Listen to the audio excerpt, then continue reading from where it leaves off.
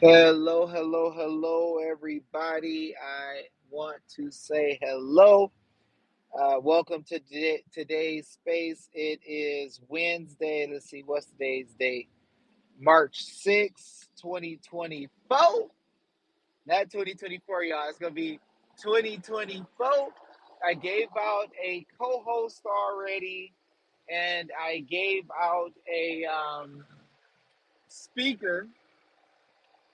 I'm going to need a co host or two because I am driving through a weird area where my signal always goes out. So it could be possible that the signal gets lost. Um, but, it is what it is. So I got to touch on some important things today because we are dealing in a time where God is allowing us to get swift victory. It is no longer slow victory. We are getting victories all the time. People are doing very powerful, big things. We got to slow down and praise God and give Him thanksgiving for all this goodness He's allowing us to see, all this victory, all this joy, all this fun. Yes, it is fun when you are defeating the deep state. It sucks when all you could do is talk about the news, what happened bad, how hard things are, and all that stuff. It sucks when all you could do is discuss losses, but it becomes an awesome and great time when you can discuss those things which are good and amazing and wonderful, right? When God can show you the victories that are possible through others in your circle, it becomes a good time. I hope y'all having a good time. But I want to say welcome to my new sister in Christ. I'm so thankful. I want to say what's up to my other co-hosts and speakers. Miss Kanzler, Mrs. Kanzler, how you doing? You know what? I'm doing pretty swanky. That's what I'm That's talking about. that's right. I'm doing pretty swanky. It's pretty awesome. So I am just my husband and I both are just so full of joy. I can't even tell you. Like it's a Woo-hoo! peace that passes all understanding. All Like I've never understanding. experienced it before. Oh my So God. yeah, Oh my God. yeah. What So and is so yeah, Go ahead. yeah, I was gonna say it's so amazing to have you guys in the family. It's yeah. an awesome thing to see. And I try to tell people what the experience is like, but it's hard to say it in words. You You can't. just You see really it. can't. So, and what's fun right now is like I'm actually like at school right now, and I have like a classroom full of kids, but I have some out here that because they know my testimony, and so they're like, yeah. So Wow. public school, they just know, and it's just amazing. You're right. You cannot put words to Mhm. the experience of just being baptized, being saved, being in the church. You cannot put words to it. You just can't. Amen. Amen. It's so awesome when you Hmm. see. It's like for a long time when I was little, I was searching and I would try to test, right? I would try to say, okay, well, this way or that way or this way or that way. And then I'll keep going back to the Bible and I'll just see, like, okay, there's no other way. Like, it just is what it is. And it's clear. And so I got comfort after I got done looking and looking and looking. And then I started to see what was clearly there. I gained a ton of comfort. And as you say, the peace it's on Hmm. another level, Yeah, I another mean, level. yeah, it was just such a journey, and I've kind of kept you in the loop of the journey, and Jaren and Yeshaya and Venkat, and I mean, it just so many people just in the journey with us, which even makes it more priceless. Just more Amen. priceless. So, yep. Amen. Yeah. That's So now it's just what I'm digging more. Amen. We got quite a few people showing up pretty quick. Usually the places don't get notified that. Patriot X, what's up? I shared the space for you, David. I Can shared. you hear me? How Thank are you you, so Mr. much. David? Yeah, we got good. Good. How are you? I cannot complain one bit, man. Anytime you open a space, I just get a grin from ear to ear. So I'm happy to be here. Well, I tell you, I'm happy to be here too, and I want to thank you guys. You know, this land of law that we have now built by God, it belongs to y'all. You know, Dave Jose would have nowhere to speak if it wasn't for you guys. You guys have been fair. You guys have opened the doors to give me an opportunity to teach the truth. I know that God has given me a blessed group of people who have good hearts, who want to do the right thing, who want to win, who are fighting hard, who have been standing, who are tired of the lack of remedy. And so I'm thankful, and I realize that God has allowed me to be in the presence of greatness. And this is even why I am led to discuss what we are discussing today. I mean, when we really look at it, guys, there was a long time that we didn't have understanding of how to get victory. We didn't have understanding of how to stand on our rights correctly and all that. And I've noticed that there's been a push to lead people really hard in foolish ways all at the same time, you know. And it seems like every time we get near elections or every time the people start to take over, right? When y'all start to stand on your most high status and your highest power, it seems that right then and only then are there crazy attacks with foolishness that doesn't work. And so today I wanted to discuss if you win. I wanted to talk about the state nationals. I want to talk about attorneys and endorse MAGA people. And I wanted to see if these different categories are viable options for sustained victory for the people. Now, if you like, let me know. I'll go ahead and start passing out mics like candy. But I need to know, is MAGA, is Bonds for the Win, is uh, endorsed MAGA people, I'm sorry, you know, like the Trump endorsed MAGA, or state nationals, are any of these things viable solutions? Are any of these things viable solutions for what it is that the people need when it comes to continued victory? If you want a mic, let us know. No, We sir. will Those slang are you a not. mic. I, I need to know, guys, are these viable solutions, sustainable solutions, or are we missing something when it comes to these different movements, groups, etc.? And do we need to stand on the plain, as it is written, fundamental law, just like Jesus stood on what was written? Jesus is the best fighter ever. Jesus has the most wisdom ever. The Bible talks about Solomon. Solomon had wisdom, but Solomon can't touch Jesus, right? Solomon can't touch Jesus with a 10-foot pole. Jesus kept it simple. When Satan tried to attack Jesus, Jesus said, "It is written."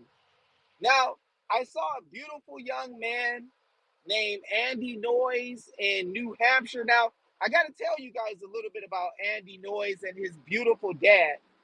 His dad is on Twitter as in personam jurisdiction. His name is Chris Noyes. And I can tell you that God allowed me to witness Chris Noyes send out notices and affidavits to his government officials, the same type of notices and affidavits that I saw people tell me would never work or do anything and that government would not listen. Chris Noyes sent out affidavits to legislators in New Hampshire. He had a beautiful fighting legislator named Nikki McCarter respond to him, fell in love with the message. I believe she reached out to another legislator named Leah and Kelly. another group of legislators who are awesome people. And Chris actually got to the point where he was able to start teaching them fundamental law. And I was thankful because Chris, as a powerhouse, just like you guys are, many of you have brought me onto calls after you did notices and affidavits, and your legislative body members called you because they realized you understood the law and what they were being told was not the law. Well, Chris spent time since I think it was March of last year teaching the legislature, right? Now, since then, Chris has moved one of the legislative body members, and she came openly and gave y'all testimony. The legislative body members started a committee to deal with potential unlawful taking of children by CPS without due process. This is something that we've never seen happen in America before, but Chris Noyes started teaching them, started helping the legislature figure out the errors in the law. They gladly received him, and he was able to make an amazing relationship. He brought me in at times to teach them, and we based everything off of that which was written in law. And it was amazing, guys. I will tell you that I saw the government learn from him. I saw the government appreciate him. I saw the government appreciate when they were able to see the law written that no attorney had ever showed them. And this is one of the reports that we got over and over again. We would show them the law in writing, and we would say, did the attorneys ever give you disclosure of this? They would say, no, we've never heard this ever. We've never seen this. And we were shocked and blown away at how many realized that they were not being taught the law. Guys, please let me know if my signal messes up. I'm pulling in a little shopping division. But, guys, so we got to see this blessing, right? Now, at the same time that we were having this blessing, we kept it quiet so that the deep state would not be able to interfere directly with the teaching and the work that was being done. And some of you guys are in the Restored Republic group, test group that we created to let you see us do this in real time. We told you that by God we would do it, and then we put everything together, and then we got the work done. And some of you guys, probably 100 of you guys, are in there and saw us do this process. Well, Chris Noyes got a committee opened up in that state to deal with the unlawful taking of children by CPS. The committee has been going, and we saw a beautiful man named Andrew Noyes, testify. Excuse me, guys. Testify before that committee and get a huge, huge, huge victory. He blew the minds of those who were there in the legislature. As a matter of fact, we saw one person who I think might have been an attorney and a Democratic legislator say they have to leave. And I believe that was because he was giving so much notice of lawful things that it made it dangerous to sit there and not change things. And so Andy testified in that committee. There was nobody who could even ask him a question in the committee. It was straight silence, and they knew that he was the best of the best. Now, we got to see this guy's real time because it was on the public record before everybody. It was a blessing, guys, and you guys are showing that you could take the law, understand fundamental principles, study the word of God, and gain the faith and the strength to do what Psalm 149 says, with holding accountable the kings, the nobles, and those politicians that work for us in our system, right? But even in a system with a king, God would allow his saints to hold accountable kings. So when you see powerful people in the church, guys, powerful people who love God, powerful people who love God's word, we are showing in real life that the people who are in those types of positions have the power to understand, just like 1 Corinthians 6, they have the power to understand what is right and wrong in law, and they can handle the business of correcting government, right? So it has been shown. So I want to thank all of you guys who took part in that work, because that is an epic work. It is something that uh, I have to thank you guys for allowing me to have access to you. I'm just a regular old nothing, and you guys tested the fruit that came with what I brought to the table to see if it was true, and then you took that word and you used it to correct bad actors. And so I must say, I humbly thank you. I thank you for giving me the time of day. I thank you for testing what I was saying and not the way I look, the way that I talk. We know I can't conjugate verbs, right? Um, but you guys have done a mighty work. And so we got to see that victory play out in front of everybody. And then there was another one I got to give God some praise for in Michigan.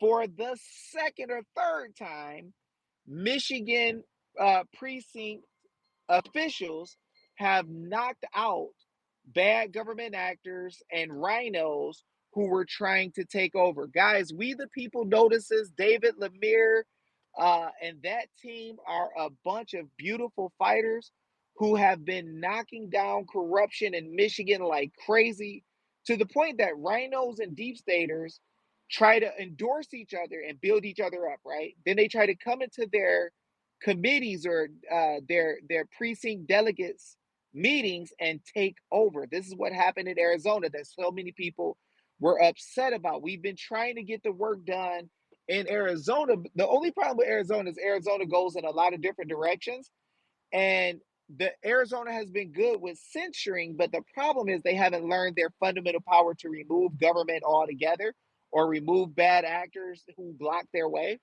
So it slowed us down a little bit in Arizona, but I believe that because Michigan is doing such powerful things with We the People notices and Dave Lemire and all those guys, that God is showing us that we can control government without these people's permission.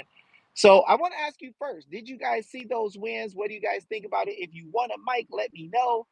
I'm just so thankful to see so many victories happen across the nation. And guys, Michigan, they did remove, I think, a whole county board a couple of months ago, or city board, town board. They were like, oh, we understand we got the right to remove y'all. We're just going to come together and vote you guys out. And they freaking locked the door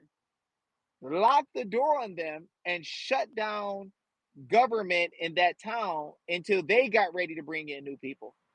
Guys, this is the type of real stuff that we've been telling you guys you can do, and you guys are now doing it. So it's crazy how much good stuff God is allowing to happen, how many wins you guys are getting, how many of you guys are teaching other people. We are not dealing in a situation where we just get some wins here, a couple of hundred here, a couple of hundred there. We're getting wins, and then those of you who are getting wins are teaching others how to get wins. So we're growing exponentially. We're in thousands of wins right now, in all different types of areas because of the work that you guys are doing. So I wanted to be able to address that. But Handmaid, I seen you came up, so I'm guessing you want to take the mic first. Hi, Brother Dave Jose. I just wanted to say hi from Georgia. And yes, I'm watching and I'm praising God. I was watching that win in Michigan. I'm sharing it out. And I'm trying to get the word out to everybody here in Georgia. I would love it if you and Candace and I maybe could get together and chat a little bit offline. That's all I've got to say. Thank you. To God be the Get glory. Telegram. Amen. Amen. Get Telegram, and anytime you want to, we can talk. Canned ice. That's what I call her. Canned ice. I don't She's have like Telegram. That's the smooth. problem. Just get it. It's free. And it's is secure. Okay. You know, Okay. All right. it's free and secure. And I got a few people that want to like remove my life from Earth. They want to remove my life from Earth. So I gotta, I gotta be a little careful. But yeah, she'll hook up with us if you just tell her get us together so we can talk. All right. Thank you. And hey, the Lord rebuke anyone that's trying to take your life in Jesus' name. Amen. Amen. All right, who else want to jump on the mic and get some discussion going? Hey, Dave, how you doing? Go ahead, Owen. It's actually Rebecca. I just changed my picture. Uh-oh, Owen, it sounds like you're trying to talk, but your mic is not going. Uh-oh, can you hear me now? Uh-oh. Anybody know? Can y'all hear Can you hear Owen? me? Y'all can't hear Owen. I think. Oh, I just I can't think hear. it's you. Ain't this bottom mother? Anyway, They always doing this thing. Okay, let me try this. Susan, let me hear if you can talk. Hey Dave, could you hear me? Yeah, so you can hear Owen speaking? I can hear O1 speaking, yes. Oh, that is some bull. Okay, Owen, you got to go out and come back in so I can give you a mic again because they're playing me bull. I can't even hear what you're saying. And I'm sure you're saying something good. Unless we get a translator. All right. So we're going to let O1 go out and come back in. There we go. Go ahead, O1. O1, can you hear me? Can you hear me is the question. Oh, I can hear you now. There we go.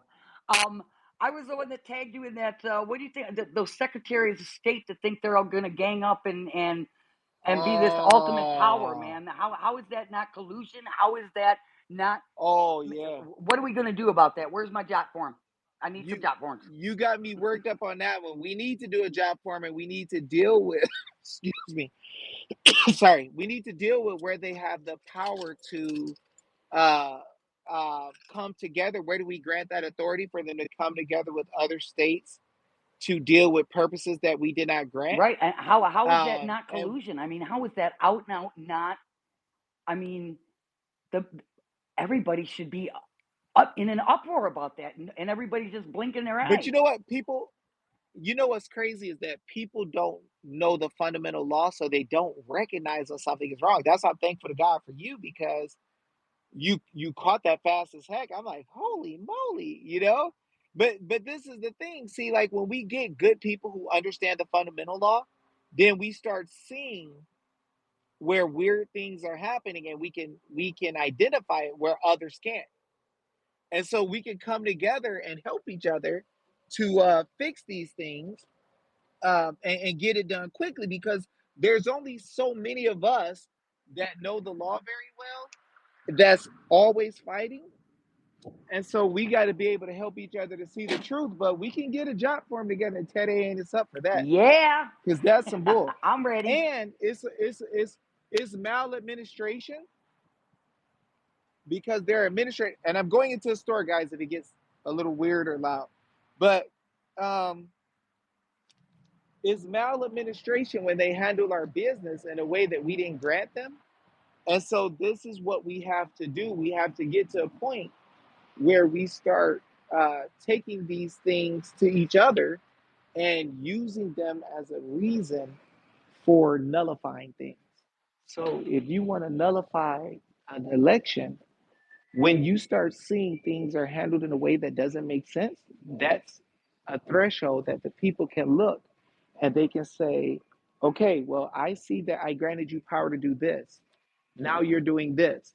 Therefore, what I'm going to do is I'm going to remove your ability to function with our power. You see? So, this is how we handle these types of issues. We address them head on, fast as heck, right away, and that will help us to be able to solve all the problems that we are facing in the nation. If we don't hit it head on, if we don't go at it super hard, we're killing ourselves. And so we don't have to just sit there and wait for things to change.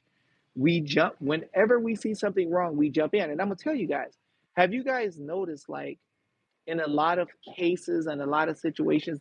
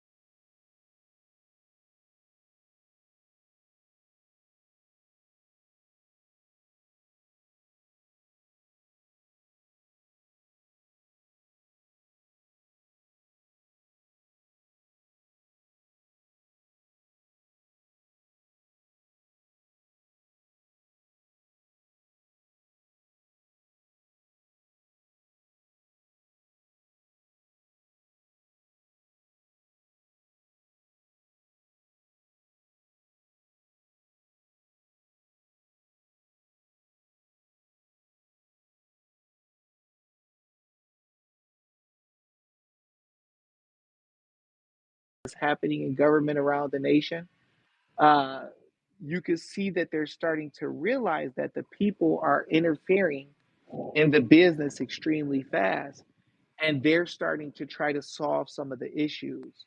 So, if you remember, I told you guys when the courts see that we get activated, they're going to start trying to jump in and solve problems before we can do it, or they're going to let attorneys hear the case and say something is wrong. We need to stop allowing this to happen. This is what happens every single time that we jump in and start having a fight with bad government actors. Every single time. So we got to get to the point where we do this frequently, right? Every issue we see, we need to make an issue about it. We need to break down what's happening in the law and then attack it like there's no tomorrow. That's how you solve these issues. And like I said, you're going to see they are going to break down, and they are going to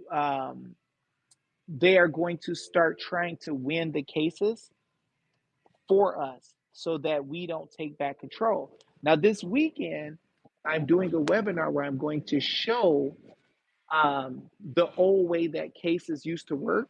And I'm going to tell y'all that attorneys had a hard time having a job in America back in the day. Sounds crazy, right?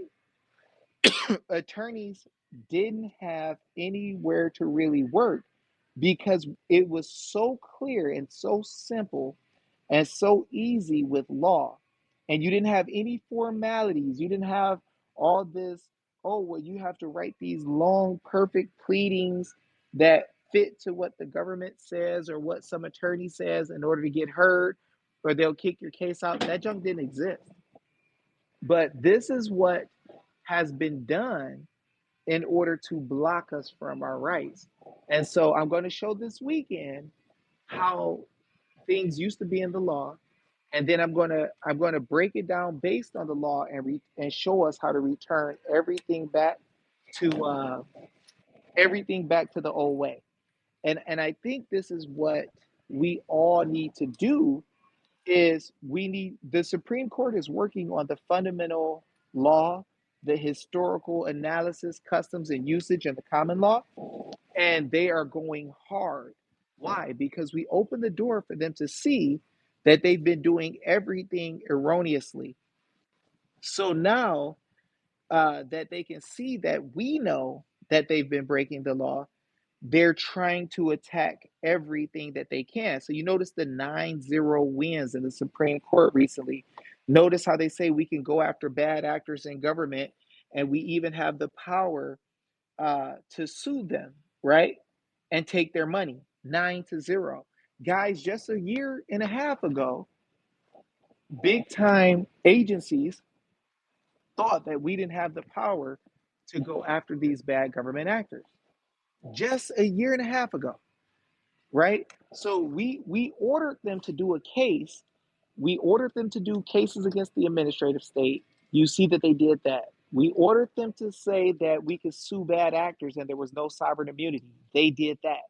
So as we move now, we're going to show that we have the power to sue government too, because let me help you understand, government are just agents of the people. So they're also agencies. So there's no agent of government that has the power to attack the people and not get liability. Oh, and I'm gonna show y'all this weekend that one of the jurisdictions that the people had back in the day and granted to government was the power to punish people for maladministration and malfeasance. See, I've shown you guys in the notices and affidavits how we were going to claim all the maladministration, all the malfeasance, all the different things where the government didn't do what they were supposed to do. Now, because they don't know the old law, they thought that they could hide that from us, right? Lunch. So they thought they could hide the law and keep it from us, right? But the thing is, at least coffee. The thing is they thought they could hide it from us. Have a good day, sir. So they thought they could hide it from us, and this has been one perfect thing that was in my plans by God from the beginning, is to show you guys how to get remedy over time, then show you guys how to trap them in all different areas, then force the Supreme Court down. Because we knew that the Supreme Court would tell the truth, we wanted to run the cases backwards. So rather than trying to run things up through this trial courts, through the appellate courts, through the um, Supreme Courts of the state and the such, and then, the federal courts and all that bull, I realized that all the people want is judgment. They don't give a darn the order that it comes in. So I realized, well, what we need to do is trap the situation within the Supreme Court so that the Supreme Court, not by case, but by remonstrance, has a duty to tell us the truth. And then once we did that, it opened the doors for us to be able to exercise the law in a new way. Now, I also knew in 2020, you guys can see where the government was in maladministration. Um, but we got to remember, when we started dropping stuff about maladministration on them, they had no idea that maladministration, they didn't know maladministration was a dang word. It was hilarious. So I'm just cracking up because we're giving them notice and they fail to understand the power of the notice we're giving them. They fail to understand the idea of maladministration and the such. So this weekend, I'm going to, well, I'll just tell you guys like this now. If you remember, um, Denise Dugan, right? Denise showed y'all in her state how government officials can get in trouble even after the fact for maladministration. Now, another thing is in John Locke's work, he shows you how they could get in trouble for maladministration. But I'm going to show y'all some heavy fire because in the fundamental law of the states, it tells you that the people have the guaranteed right to exercise every power and every jurisdiction. I'm going to tell you guys, one of the specific powers was uh, for there to be set up a court to just punish anybody who committed malfeasance or maladministration. And if there was a court that could do that, even in the colonial times of America, that means that that is a jurisdiction or a power still owned by the people. And we can create courts to punish them for their maladministration and their treason and their attack on the people, right? When they thought, oh yeah, we're going to commit maladministration, we're going to let y'all give us affidavits. Let me help y'all understand something. When y'all gave them two affidavits and gave two witnesses against them that they were breaking the law and doing wrong and attacking the people and causing harm, and they failed to respond, that is actually treason, is warring against the Constitution, right? Now, we don't use the word treason a whole lot, but it's gonna come into the light real soon, and it's gonna come into the law real soon. Y'all gonna see it plain as day, and y'all gonna realize the nation has flipped, went exactly 180 degrees the opposite way. The government, the attorneys, the judges will no longer be ruling, and we're gonna have again what people call common law judges. Now, I'm gonna tell you guys that the devil played a trick with the people in the garden. He got Eve to think that God was lying, or she was missing something, to the point that she did the opposite of what God said, which got her evicted from her first estate. Now, I can show you in the Bible the angels that Satan tricked. Satan had a third of the angels of heaven get kicked down with him, I believe it was. Tons of angels, right? Got kicked down from heaven and got kicked straight down to the earth because they followed the belief system of Satan, his foolishness. They followed it and they got tore up. Now, they they lost their first estate. Now, when it comes to these government officials, we used to have what was called common law judges, right? But what happened is so-called brilliant attorneys and scholars, they started to come in and try to test if common law knowledge was able to be able to deal with the vast number of issues and difficulties and problems that the people face in that century, right? Now, guys, I'm going to tell you that this is what always happens when you are trying to fight. When you are trying to fight and you are trying to do right and you're trying to stand on what God gives you, Satan always sends someone to tell you that your way isn't the best way and is not sophisticated enough. We need to get some new age, new way to make it better. And I'm going to explain that this weekend. But in a nutshell, guys, uh, we the people got tricked out of our estate, right? We got made to believe that there was some attorneys who couldn't find work in our land because we didn't need them, because it was so easy to use the law and have justice without them and have our property protected without them. They have now been able to jump into the midst of our estate, but by God, we're taking it back because of you, bad mama jammas. So I am thankful. So we're gonna give out some more mics. Who else wants to jump in and say something? Susan, we didn't get you. Go ahead, Susan.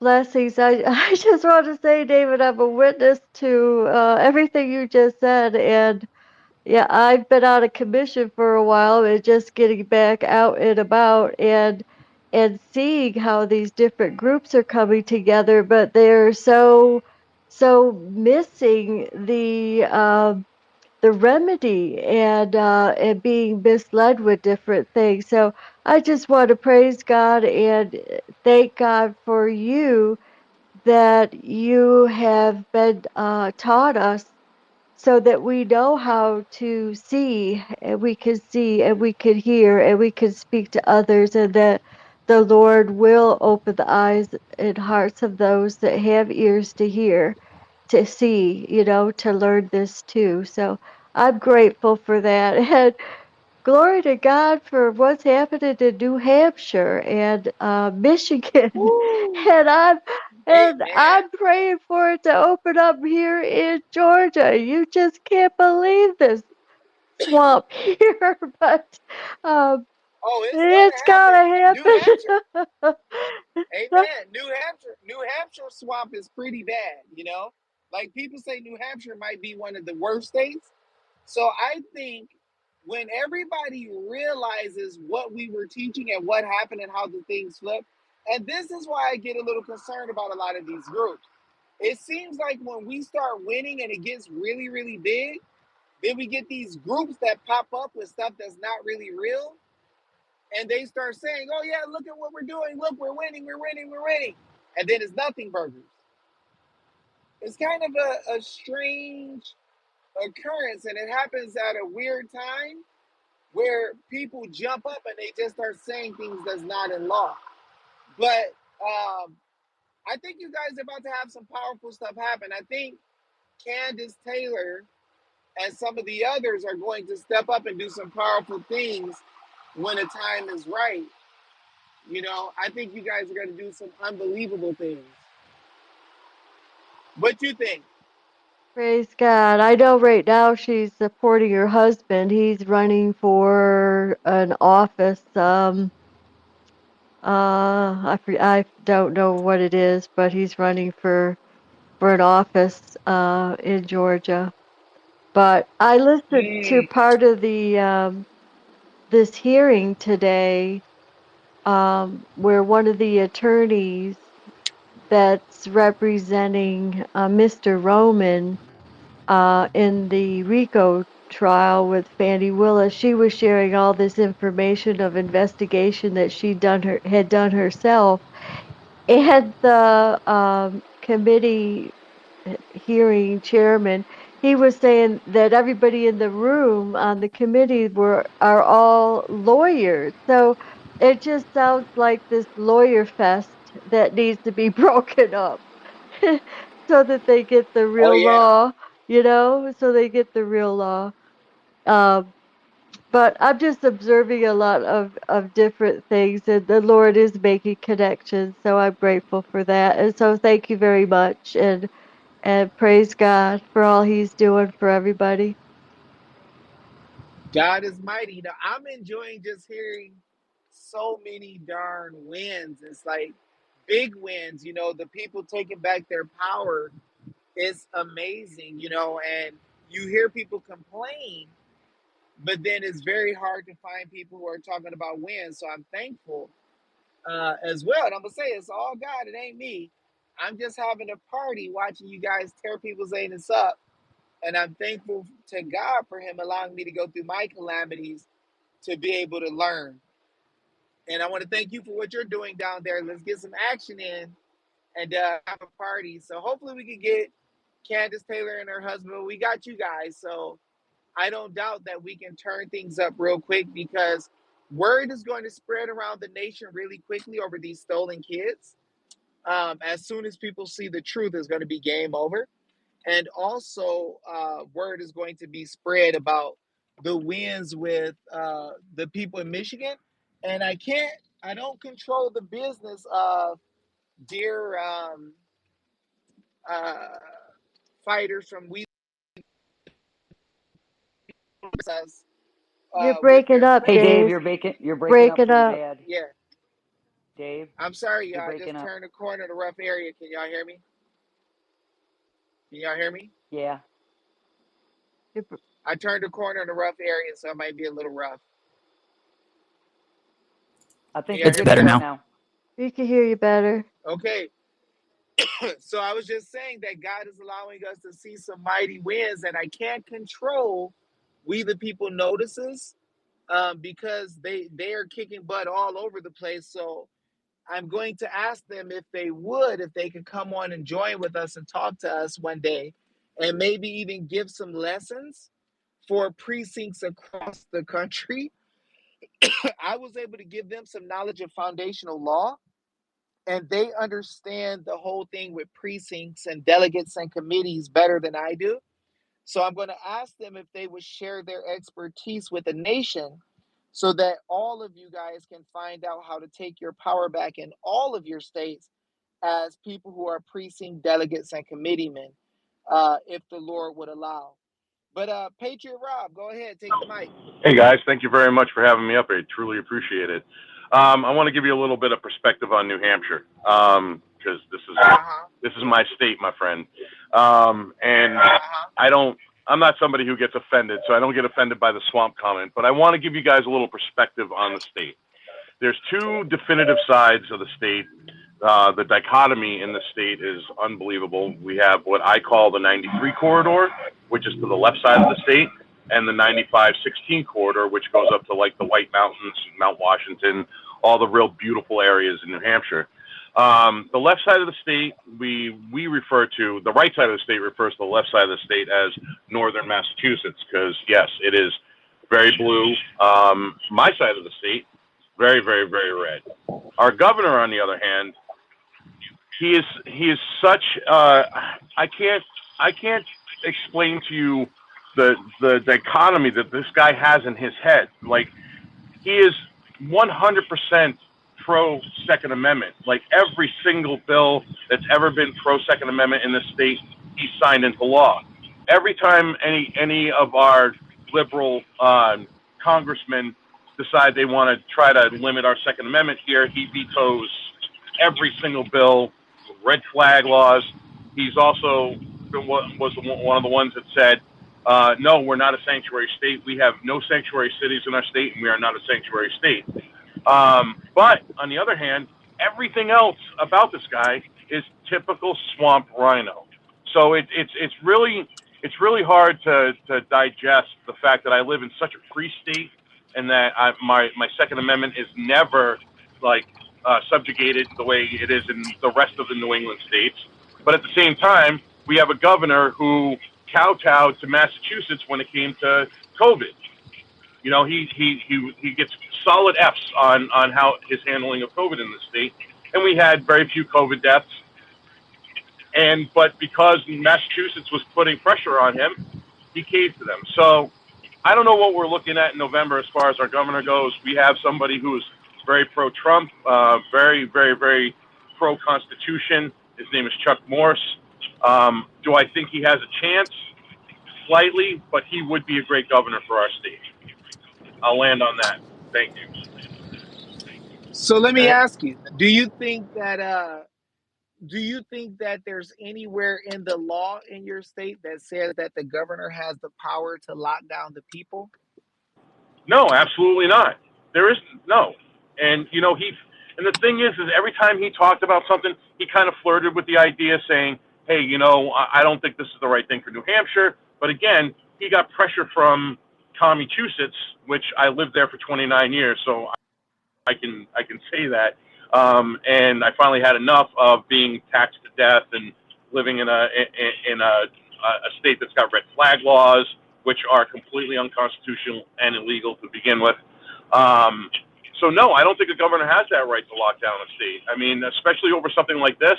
I mean, there were plenty of states that weren't locked down, and they had very few COVID deaths. You know, I'm not vaccinated. I am very proud to say that I'm not vaccinated. Neither is my son. Neither is his mother. Neither are most of the people that I know. We fought it, and we fought it. But then you have something like what happened there. Our governor had a meeting with the rest of the finance in our Congress, and he was talking about getting federal money for to buy like buses and stuff to go door to door to make sure people were vaccinated. And there were people in there that did a peaceful protest. They called them the New Hampshire Nine. Look them up.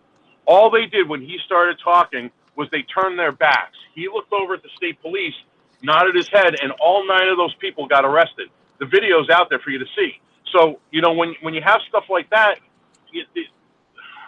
people aren't taking the power back the way they need to. And I think one day all of these governors and all of these politicians and the majority of our 3-letter organizations are going to feel the sting of liberty. That's for damn sure. Let me ask you this: do you think that the people are not taking their power back the way they're supposed to because they don't know how to? Oh, no. Now is a time of a lot of us who were very, very steeped in rallying and our patriotism, that we were so energized and we had power behind us and we had a fire behind us. and we stood for the things that this country, American exceptionalism, American, Western civilization, God, family, the nuclear family, all of these things. These people, we were fired up in 15. We were fired up all throughout Trump. But what killed the momentum, as of now, was January 6th.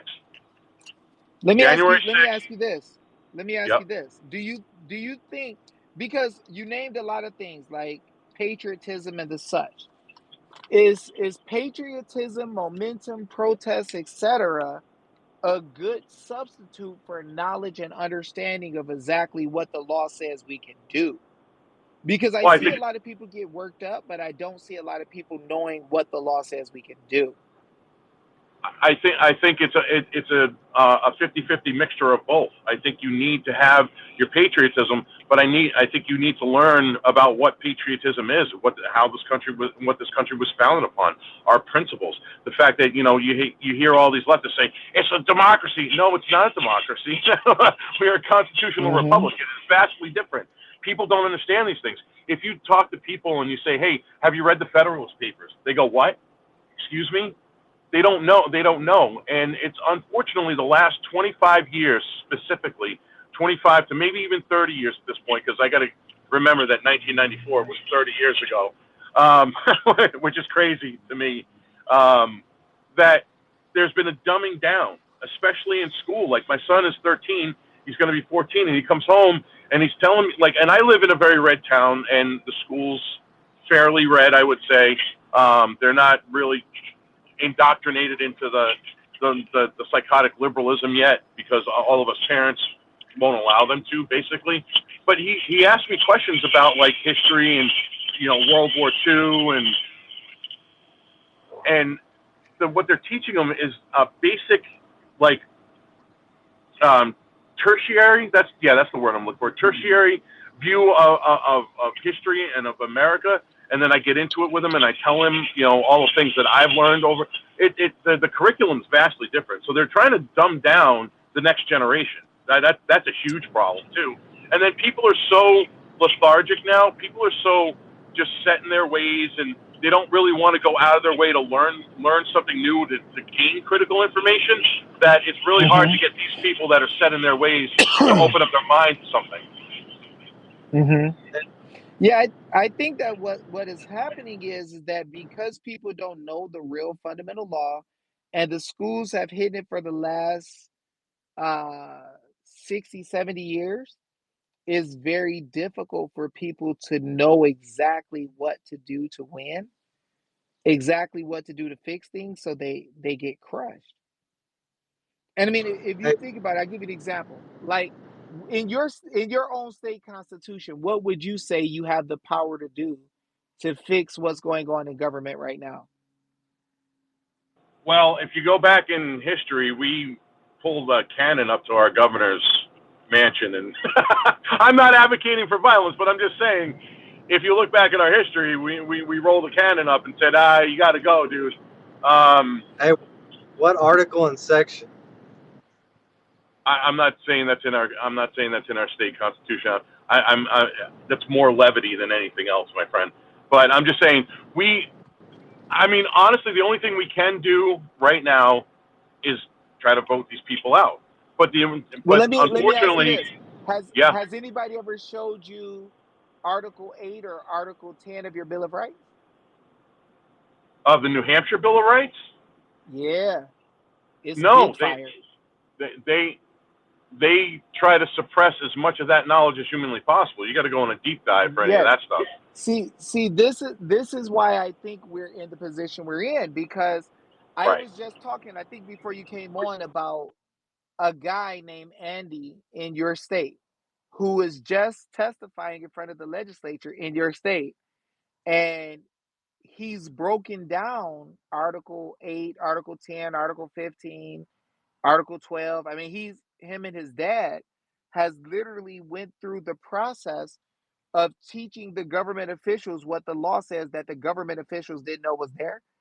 And your legislators right now, you have a handful of legislators that are making history right now, but it's all because they've seen the truth based on what is in the law. It is an amazing thing to see. But this is what I believe is the problem. Most people who are in movements have the like patriotism, they have the hype, they have the will, they have the fire in them. The only thing that's missing, and everybody please share this space all over, guys. I forgot to ask you guys to share this space. We've been over 100 people. It's early in the morning, so it's pretty good, but let's share the space and get it out even more. But in your state right now, record breaking things are happening, earth shattering things are happening. And it's because people have learned the real law and they're actually discussing it with the legislators and they're doing it publicly. They even moved the legislature in your state to have a open committee to be able to discuss some of the issues of due process and other things. And it is quite interesting the power by which these men and women in your state are using right now is unbelievable. You have multiple politicians there who are using it, but you have one who I saw named Leah. She was in the meeting and discussing fundamental law, and I saw her in one other hearing before. And this legislator is saying things that I've never heard any legislator say. It's unreal right now. Hey, Yeah, Dave, yeah. I want to Her, pop in the, Tim K. Go ahead. Go, go ahead, Riley. I was. Yeah, go ahead, Ryan. Riley. yeah, sorry, it cut me off. Somebody called me. Hey, the reason I'm a patriot, the reason why I jumped in and asked for article and section is because I'm pointing out what Dave is pointing at. We can tell that you are a fighter and have been fighting, but I wanted to point out that you didn't know your state constitution. That's not a slight on you. It's us pointing at what we all need to be doing and reading and studying, because that stuff he's talking about with Andy and Chris up in your own state, it's not just about CPS. When we start talking about due process of law, that crushes all the tyranny. And so it cross applies to every aspect of our lives, because we are guaranteed due process of law in contracts they all swear to. But if we don't know the contracts, like literally read them, study them, use them, go talk to government servants about them, teach them, then we are going to be talking about canons.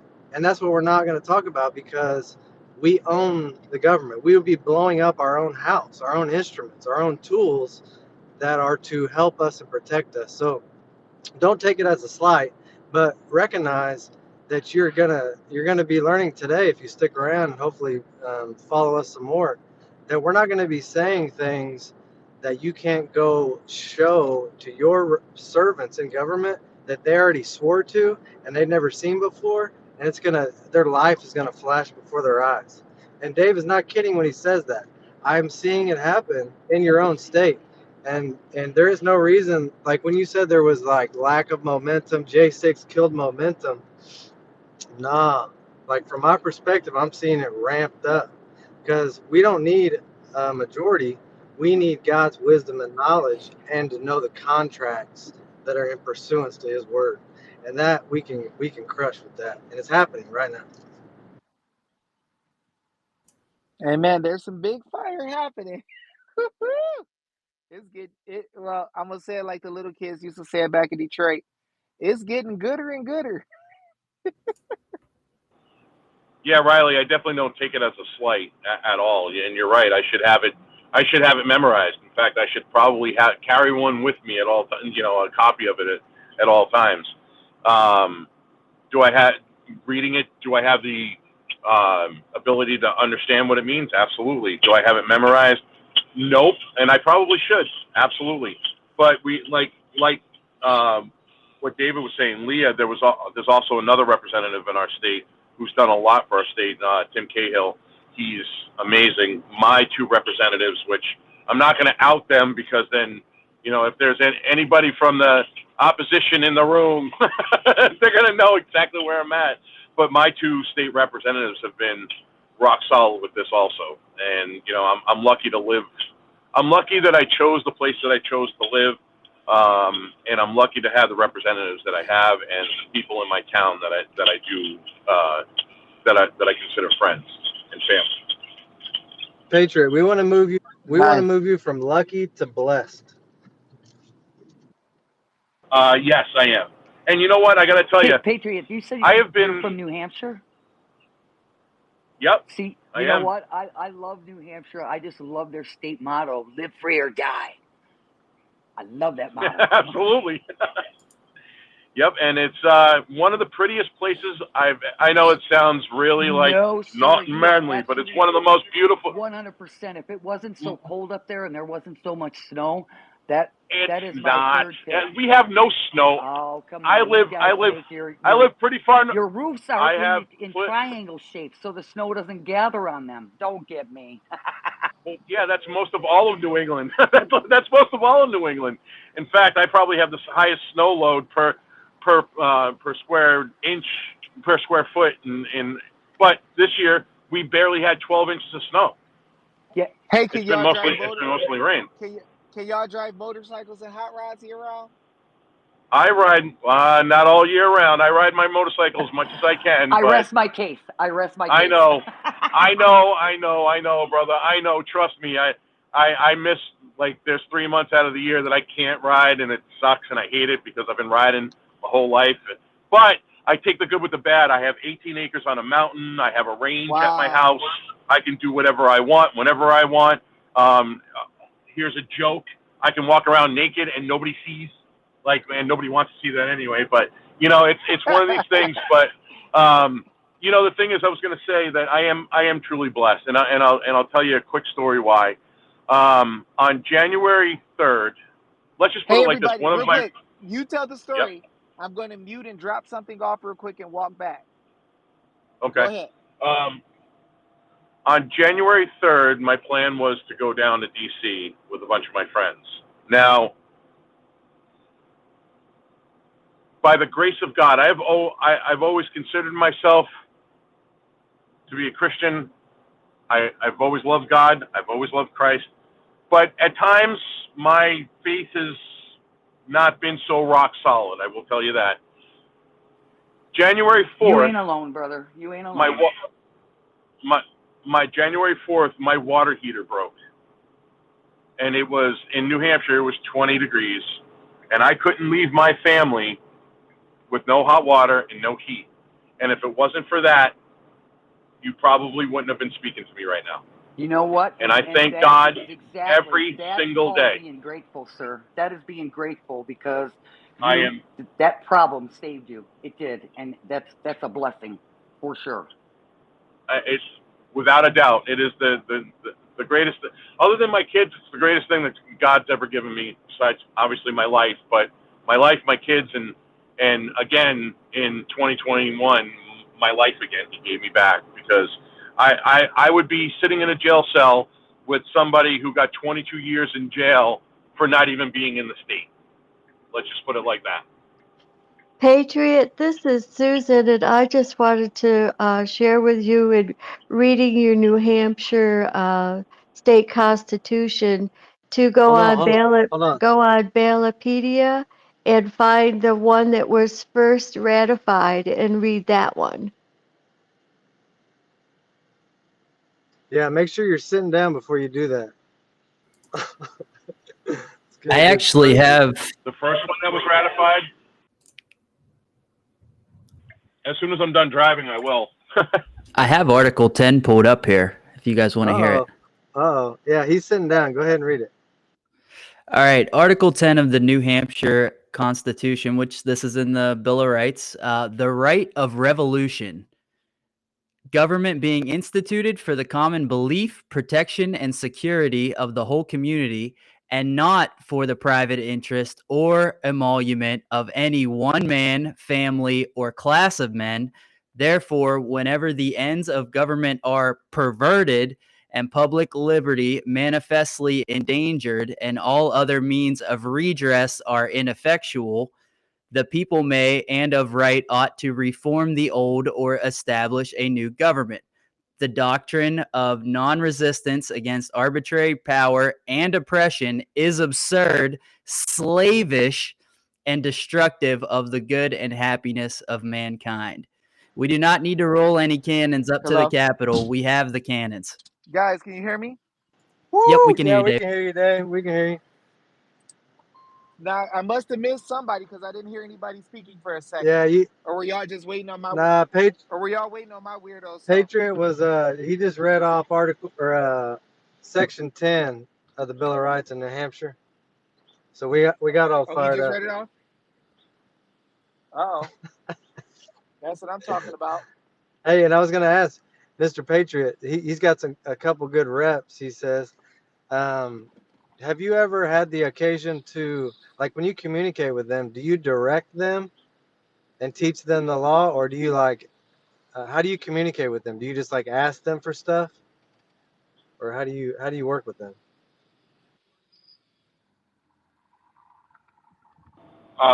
You asking me or are you asking Yeah, Riley? Patriot. This is Riley. I was wondering. Oh yeah, go ahead, Pete. Yeah, your reps. I wonder if you like, how do you interact with them? Do you tell them what you need and direct them and teach them the law, or like what do you do with them? Well, my main rep for my town, um, he he's accessible to me like 24 hours a day because I'm friends with him and I have his phone number. So if I have any questions or if I know I find out what's going on, I can just give him a shout. He's also a small business owner in my town, and he's proven to be one of the most accessible reps I've ever dealt with. What? You know, when I was living in Massachusetts, we had a representative, a female, and when I had owned a small business, and one of the laws that was going to be put on the books in Massachusetts would have directly affected my business, and she was available to me, but not on the level that this guy is. Like I, Well, I can. I think, and as far as I know, he's a lawyer, and Uh oh. he's also a trainer, um, up and coming police in my town. If you understand what I'm talking about, he's pro Second Amendment. He runs a training course for people in the town. So, but I mean, as far as Okay. talking about the Did state constitution, no, I don't think we've ever sat down and broke bread over it. That's for sure. well, the what I'm getting at is, like, in your, I think it's section 15 in your Constitution that guy swore to. You have the right to instruct them. And I don't mean like email and ask them to do things. I mean instruct, because it says instruct. And that's important because if the people that are in charge aren't studied and know the law, and also instructing our our reps, then that leaves a vacuum, and somebody will. And who has filled that vacuum is the bar and nefarious globalist entities and all these people that um, basically are working to subjugate us. They're instructing our servants, and we're wondering how to fix, and that's where the frustration comes in, right? But go ahead, Dave. What you got? Yeah, it's crazy that that's exactly what's happening. Over history, the lawyers didn't have the ability to really get a lot of work in our legal system because we handled it as the people. We held cases as the people, and the trials were literally by the jury. The jury tried the facts and the law. There wasn't even a big differentiation between the two. The people would hear the situation and figure out what was going wrong so that it could be fixed. And that's something that's not happening the way that it should today. Um, the people are not hearing the situations and making determinations. The lawyers are telling the people what the law is. The lawyers and bureaucrats are going to courts and telling the courts what's okay for the people to have as rights and the such. And it was never supposed to be that way. The rights were always guaranteed to the people, but it's been a bunch of bull because people have been allowed to try to dictate what our lawful rights, what our property can be, what our liberties can be. And this is what has allowed for our nation to get messed up. I want to ask you guys some questions though. For any of you guys who heard the situation from Bondz4DaWin in Arizona, anybody want to take a mic and tell me what you thought about that situation? Was it good? Was it bad? Was it happy? Was it sad? What did y'all think? And if you need a mic, let me know. What did they do? What's good, Coach? I don't know. Hey, how you living, Coach? So they're going to get themselves in a mess of trouble, I think. Tell me about it. Well, I know this came up a couple years ago, this bond thing, that was the remedy. Uh-huh. Well, I know in Arizona they have blanket bonds, which means if you go Uh-huh. after an individual, Yeah. you go Woo. after everyone. You go after everybody's bond. Yep. Yeah. So even the people that aren't doing wrong, you're going after them. So that could trip some people up. But the big thing is they appear to sound like they are speaking fundamental law, but then they go off in that path of that statutory realm. So they're mixing things up, and that's going to get them in some Yeah. more trouble too. One person was speaking to me about a month ago, a little bit more maybe, and they were asking me to join them. And they're like, yeah, we got some big names and we're going to have this and that and stages and you could be in front of everybody and this, that, and the other. And you should join us because we're all saying the same thing. And I'm like, well, what exactly are y'all saying? And, they were telling me about this 5,000 page document that they wanted to serve the government with. And I had to stop like, wait, 5,000 pages? All the pages? Right? That's like bigger than a ream of paper, right? 5,000 page document they had. They were saying they were teaching a fundamental law, but they were going off on some strange tangents. And then the woman told me, we're all slaves, right? And I was like, oh, you just said the wrong thing, you know? And then she started talking about the corporate fiction state, de facto state, and how the government don't have oaths. And I'm like, okay. I'm like, so we're going to hold the government accountable, right? She said, oh, yeah, we're going to make sure they all can't work and we're going to just remove them and, the assemblies and all this stuff. And I'm just like, okay, but you said we were slaves. So to me, when you say we're slaves, I don't see how slaves are going to actually take over and fix everything. And I've never seen in any law or any state constitution anywhere around anywhere where it said we the people are slaves. Never seen that. And then on top of that, my signal might mess up a little bit. If it messes up, one of y'all jump in. They said that we the people are slaves, and they said that we're dealing with this corporate entity.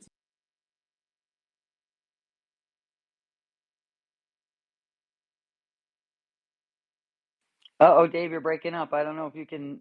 Is he breaking up for everybody else? It's probably going to mess up right Yeah. about now. I have to say that I found that all states are corporate. All states, all cities, right, are corporate bodies of people who come together to handle a certain thing in a like manner. And it's supposed to be that way. So I don't understand when somebody tells me that the corporate state is taking over and how they're not allowing the de jure people to do this or that. I'm trying my hardest to figure out where um, government officials, where governments were real people rather than corporate entities. And if anybody can help me understand that, I'd like to know. But that kind of just threw me for a loop. Quite a few of those things just don't make sense. And governments don't birth people. I'm sorry, people don't create people. They create governments, and they allow those governments to handle their business for their benefit. And they're allowed to do so, but you couldn't just create people in order to make them slaves to government or indentured servants, which is exactly what government officials are. I say that all government officials are indentured servants. They have a trust indenture called the Constitution. It's their duty to follow it. And if they follow it, they are doing what the people said. If they don't, they're not doing what the people said. But I don't find anywhere in law where it is allowed for you to say that um, you're going to just create a de jure group of people that will be government, and then they are made to serve you. But go ahead, Rob. It seems like you might want to jump in on this one. Actually, I just want to thank you guys very much for bringing me up and letting me talk. And I was taught from a very early age that if you learn something new in a day, then it was a good day. And I do Amen. appreciate everything. Unfortunately, I have to bail because my poor son has got to get fitted for braces today, and he's looking at me like, Dad, this is not all right, man. So I got to run into the orthodontics. But if you guys are still on when I'm done, I'll be back up. But again, thank you guys very much for bringing me up. And the last thing I want to say is a lot of the ways that, when I talk in other spaces or when I have my own, I tell people all the time, if you hear somebody's voice and it resonates with you, especially in the way that, oof, Sorry, something's going guys. on. If something they say resonates with you and you're learning something, follow that person, amplify their voices, especially here on X, because the next couple of months, it's going to, I say our side, but people who are constitutionally minded, people who are Republican and conservative or for American values are going to get, their voices are going to get stifled. And the only way that we're going to be able to amplify those voices is with each other. So take that for what it's worth. Thank you guys again. I truly appreciate it. Thank you. Thank you, champ. Thank you for coming. We'll be praying for your son, too. The look he's giving me right now. Hey, offer him a motorcycle. He'll do good. Say, look, I'll Oh, get he's you a got mini one. bike. No, he's got a dirt bike. He's going to be me in a Wow. few years. I He got mean, a the dirt kid's bike? been, yeah, he's got a dirt bike. He's got a 2-stroke KTM, and he's also been on the range since he was 6, and I can almost guarantee he'd probably outshoot everybody in here. Woo! Yeah, he's no joke. He wants to do it professionally, so he's the man. Tell him to teach me how to shoot. Come on up to New Hampshire, David. Hey, I might just visit one day when nobody's watching. I hit you up. Absolutely. Take it easy, everybody. Thank you. You too, sir. Thank you for coming. All right, guys. So this bond issue, though, it can become an issue because there's a lot of people who got in trouble for paper terrorism. Not saying that you should not be able to collect on a bond if somebody did you wrong, but if not enough people are taught and understand this whole process and how the system works and how the law is broken, it might not be the best thing to start trying to attack people's bonds when you don't know anything about the law your darn self, right? A lot of the people who are trying to attack bonds and do these processes, they don't even know what the law says. So when you ask them, when they say somebody trampled my rights, you say, which right? And they say, well, they weren't fair. You've lost that fast. That fast you've lost. So anybody else want to talk about this bonds for the wins thing? Do we have any state nationals here? I had somebody who I think started to open a door to have a debate with me about the state national stuff. And I do always offer for any state national um, to come and bring that fire to me live. I would tell you, when I was a child, I thought like a child, I spake as a child, but when I became a man, I put away childish things. And so there was a time where a gentleman named David Straight taught me about um, state national stuff in a time where I was yearning and looking for answers. I seen that there was something in the statute in Title 8 that talked about being a state national. I did a very small amount of the process, begging to be informed where the rest of it was in law, where I could find it. And then after it got to the point that nobody could show me what they were saying and they couldn't connect the dots, I said, the Bible says, prove all things. I got to grow up. I got to go to higher places and higher realms where I can prove all things and connect the dots. Unfortunately, uh, there's no such thing of a statutory common law. So we have common rights, which are derivative from the common law. If your rights come from statutes, there's no way that those statutory rights could ever be the same as your rights under the common law. They can never be on the same level. They can never be as powerful.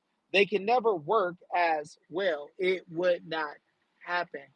So I realized that this whole state national theory is just that. It's a lot of things that you can find in text. It's a lot of ideas of things that some are true, but many of them are guessing. Many of them are making leaps of faith that are not based on anything. And when the mighty God of heaven, our Lord Jesus Christ, is tempted and he says, it is written multiple times, 3 times, it is written, and he explains what was written, I don't see the benefit of going to war with the wicked. I don't see the benefit of going to war with the children of the devil, and then knowing that the devil is the father of lies, going to war with his children with something that is not written. I don't see the benefit. I don't see the power in that. I don't see the glory that God is going to get in that. I don't see the hope in that. I don't see any benefit in that. So if there's anybody who's teaching the state national theory who might not like what I'm saying about the state national stuff, I open the door at any time for you to come challenge me day or night whenever you're ready. You can do it right now. You can grab a mic, jump on, and tell me about the state national theory and how it works and how it's legit. And we can have a discussion about it, because I believe that we, the people, if we're going to stand and fight, we need to know what's written. I believe that. And I'm going to tell y'all, as much as people say the common law is the unwritten law, it is written. It is written. It's been a hoax for a long time, where people who don't have a complete wisdom of God, they don't realize that it is written, and they just say that. They say, oh, it's the unwritten stuff. It might not be written by legislative body members, but it's definitely written. Now, is there anybody else who wants to take a mic and discuss what I just talked about? Anybody throw a hand up? You can jump on. I'm looking, Dave. First of all, can anybody hear me, actually? Go ahead, Denise. Oh, hi. I was just letting you know I was looking for hands. I don't see any. Well, I can't see all the listeners, but who I can see, I don't. Denise, you're trying to speak. Can anybody hear Denise? Yes, I can hear Denise. Wow, X is getting me. I can't hear again. Go back out and come back in. Hey, can y'all hear me? This is Shayna. I got my hand raised. I can hear you. I can hear you, but I can't hear Denise. Can you hear me, Denise? Hello? Yeah, this Can you is hear me? Shayna. Yeah, can Hi, you hear me? Shayna. Hi. I can hear you. Is Okay. it just Dave that can't hear me? Dave can hear me, but Dave can't hear you. So I did have my hand raised though, Oh, so I thought I could speak. okay. If Well, go ahead. is that okay? No, I mean I'm not trying to jump in. Go ahead. Oh, no, you're good. Go ahead. I can't tell what the heck is going on. I just hear one side. Okay, David. Can So Denise hear me? Denise told me to go ahead and speak, so I'm going to speak. Tell Denise to go out and come back in so I can hear it. Okay, Denise, go out and come back in, so David can hear you. Okay, she gave a thumbs Will up. do.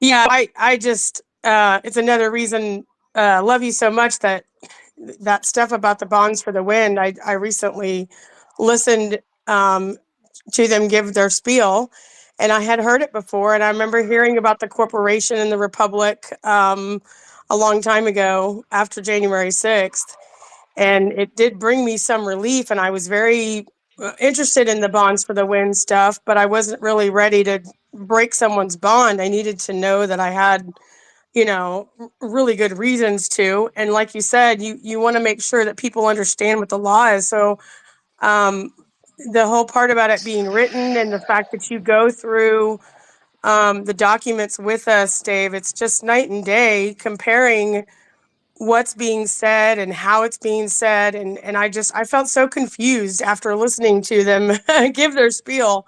Um, it's just a totally different experience. And I know Jaron recently shared in one of his podcasts that, that God doesn't do anything that's chaotic. God is very purposeful, and he's organized. And so that's another sign that that you're, doing what God wants you to do is when you have understanding. And Well, and you know so the I'm Bible just says give the vision. The Bible says go give ahead. the vision and make it plain. So you're to make the vision plain so that he who sees it can run with it. So if the vision isn't plain, you can't be doing what God said do.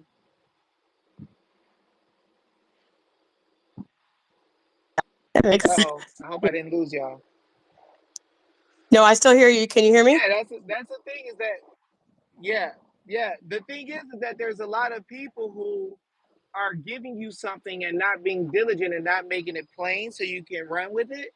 And I just ask people, and I'm not trying to be mean to Bondz4DaWin for the win, but the issue is that when people play with stuff halfway, they lead people and divide a big group of people to go a certain way and it looks shiny, and then you have to realize it does nothing. And I ask people, I say, so can anybody show me 10 bonds that's been collected on? 5? Like, can people show me the real life people who are walking around collecting on bonds? And no You one's see what I'm showing saying? anything? Yeah. Heck no. Heck no. The junk is a farce. You know, I can show you 10 people who got arrested for that junk for trying to go after their money. 10 Yeah, easy. because they're But showing up at hearings and they're doing a lot of yelling too, and they're yelling treason, and she's wanting to get yeah, the numbers in, but to me that junk is ignorant to just yell treason. Like I tell my people don't even use that word often because if you're going to talk about treason, it really needs to be treason. You can't just be saying like, "Oh yeah, you're in treason and I can get your bid bond and all this stuff," and it's like, man, shut up, right? It's right, stupid stuff because the people haven't taught the people quickly enough to understand how the law works, and now we're talking about these advanced techniques that nobody's doing, right. right? You know, somebody might be able to show you that they collected on a bond once or an insurance policy. As a matter of fact, I can show you where I collected on an insurance policy before. It wasn't a big one, but when the city of Phoenix kicked up a rock and it hit my window, right? I was able to. I literally ran down the freaking the street sweeper, ran his hands down. You know, but the thing is that it's crazy that these are the types of things that people tell us are happening that are not happening, and because it's monetary, it has to do with money. People get caught up in it. People are like, "Oh man, I can get some dough. Oh man, I'm getting ready to sue them." You know, and I think my situation might have been probably a decade ago. You know, but the thing Right. is that suing bad actors who are stealing kids, you know, stealing elections, cheating, doing this, doing that, maladministration. Junk ain't happening like that I've ever seen. And here's the thing, I know a lot of people in the law world, a lot, and I've dealt with some of the biggest brainiacs, right? And I've went head up with the guys who say, "Oh yeah, I know everything, and what y'all teach, whatever, is some garbage or whatever." And I had to test it. I'm like, "Well, show us. How does it work? Where is it in the law? Where is it written?" I ain't even mad if you didn't collect on something and you can show that it works and that it's the highest law and it's like you're building the people to do it. I ain't even mad at that. But when you got all these leaps and bounds you got to jump through and you making up stuff along the way and you saying stuff is going that's not going, now I got to say something. Well, You yeah, and know? the fact that you're giving people a chance, I think I've heard somewhere in some remedy document where where someone was quoting that they can have the chance to sign an oath for we the people if they didn't have one currently, and so I appreciate that people have the chance to do the right thing too. Yeah, but see, they're saying that people don't have an oath, right? And I heard a lot of people say that, right? Yeah. Mm-hmm. And then I just go right there. Hold on one second. Let me see. Hold on one second. I'm sorry.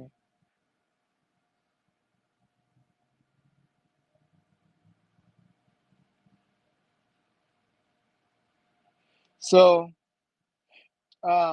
the thing is that um, you got to understand something that's a little silly, right? So a lot of people used to say to me, David, none of these people have oaths, right? So then I started studying and I was reading and listening to some stuff from a guy named Rob Ryder.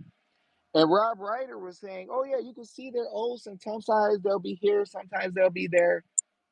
So then I said, you know what, let me just look in my state and see where it says it's going to be. So I went and looked, and I think part of them was in a Secretary of State building, I think, and the other part was held in another building, right? So when I went to Mm-hmm. go look for every judge's and every officer's oath, I went and got their oath. Now, the people in the law world, they would say stuff like, yeah, get up there on a stand and tell them you got their oath and put their oath in a case, right? Let me tell you a Yeah. secret. Yeah. You put their dumb oath in a case, it does nothing. You want to know why? Because the fact that somebody swore means nothing if you don't know what the freak they swore to. So nobody knows a dang bit of the Constitution, right? Nobody knows a dang thing that they swore to do. And then people are like, I'm going to take your oath and hold you accountable. And then you get in the freaking court and the judge says to you, oh, which part of the Constitution you going to hold me accountable to? And then you sit there with your eyes glazed over talking about some 7, 13, 11, 5. Yeah. you know? What, You're and then right. they're like, what does that say? And then you got to look stupid. I'm free. Free for what? Uh, free from 9:30 to 5. Oh, okay. Free to look stupid. Yeah. You see what I'm saying? I'm telling you, it's the worst thing in the world when a freaking government official call you on your dumb junk that you didn't really study for real, and they're like, "Oh, explain that. Yeah. Explain Can that." I change subjects on you and ask you one more question? Uh huh. So I'm very interested in hearing about what the Michigan people did because it's kind of about precinct stuff. But Seth Ketchel has kind of like a Oh group gosh, where you can people. stop. You can stop there. That's enough. Okay. Okay. If All it's right. Seth Keshel, Clements, Frank, those are the people who killed audits in the audit chat group. So Okay. me and Josh Barnett and all the fighters around the country, like Greg in Georgia, and Candace, and um, I mean Jeff. I'm sorry, Jeff in Georgia, and many people across the country had audits set up. In Michigan, we had Matt DePerno with 10,000 affidavits. The legislators started doing the audits. Professor Clements, Keshel, and Frank were in a group together, and they were Mm-hmm. going behind the scenes telling everybody around the nation not to work with us. after we got the only full forensic audit in America. So at the same time that we were Okay. getting audits, they were killing audits. So, if you work with them, that's your business. But I'm just telling you, there's a lot of sad people who open the door for them to try to bring forth remedy. And they literally, I don't know if you remember, but they took over all the canvassing because legislators in the swing states said we're going to all do audits. They all went out to Arizona, met some of us, talked to the legislature, learned how to do audits. And then Professor Clements and Frank told them, listen, you don't have to do audits. You could just decide to do something else called a canvas. If you find something wrong, then we can possibly talk about doing an audit after that. And that's how every Okay. audit in America only so you got to think about it. How the freak is it that a dude who's not an attorney is the only guy who gave documents to a legislature to get an audit in America, and the guy who's attorney never did a full forensic audit, went against Jovan, went against other people who really did audits. How the freak is that even possible? And then he moved the legislators. He's moved the legislators to do to not do an audit and to do a canvas. And then after he set it to do a canvas, he got everything going for the canvas and then dropped the ball. There's no canvas reports from any of the states. There's no audits from any of the states except for ours. That's full forensic using Jovan's technology. So what happened? Right? Yeah, You got to and think about now it. he's How's that instructing possible? people to do pro se cases for finding stuff in the voter rolls. So, Well, for one thing, you don't want to go to court as pro se because right, you have to be the professional self. You have to represent yourself as right. but with the standards of an attorney.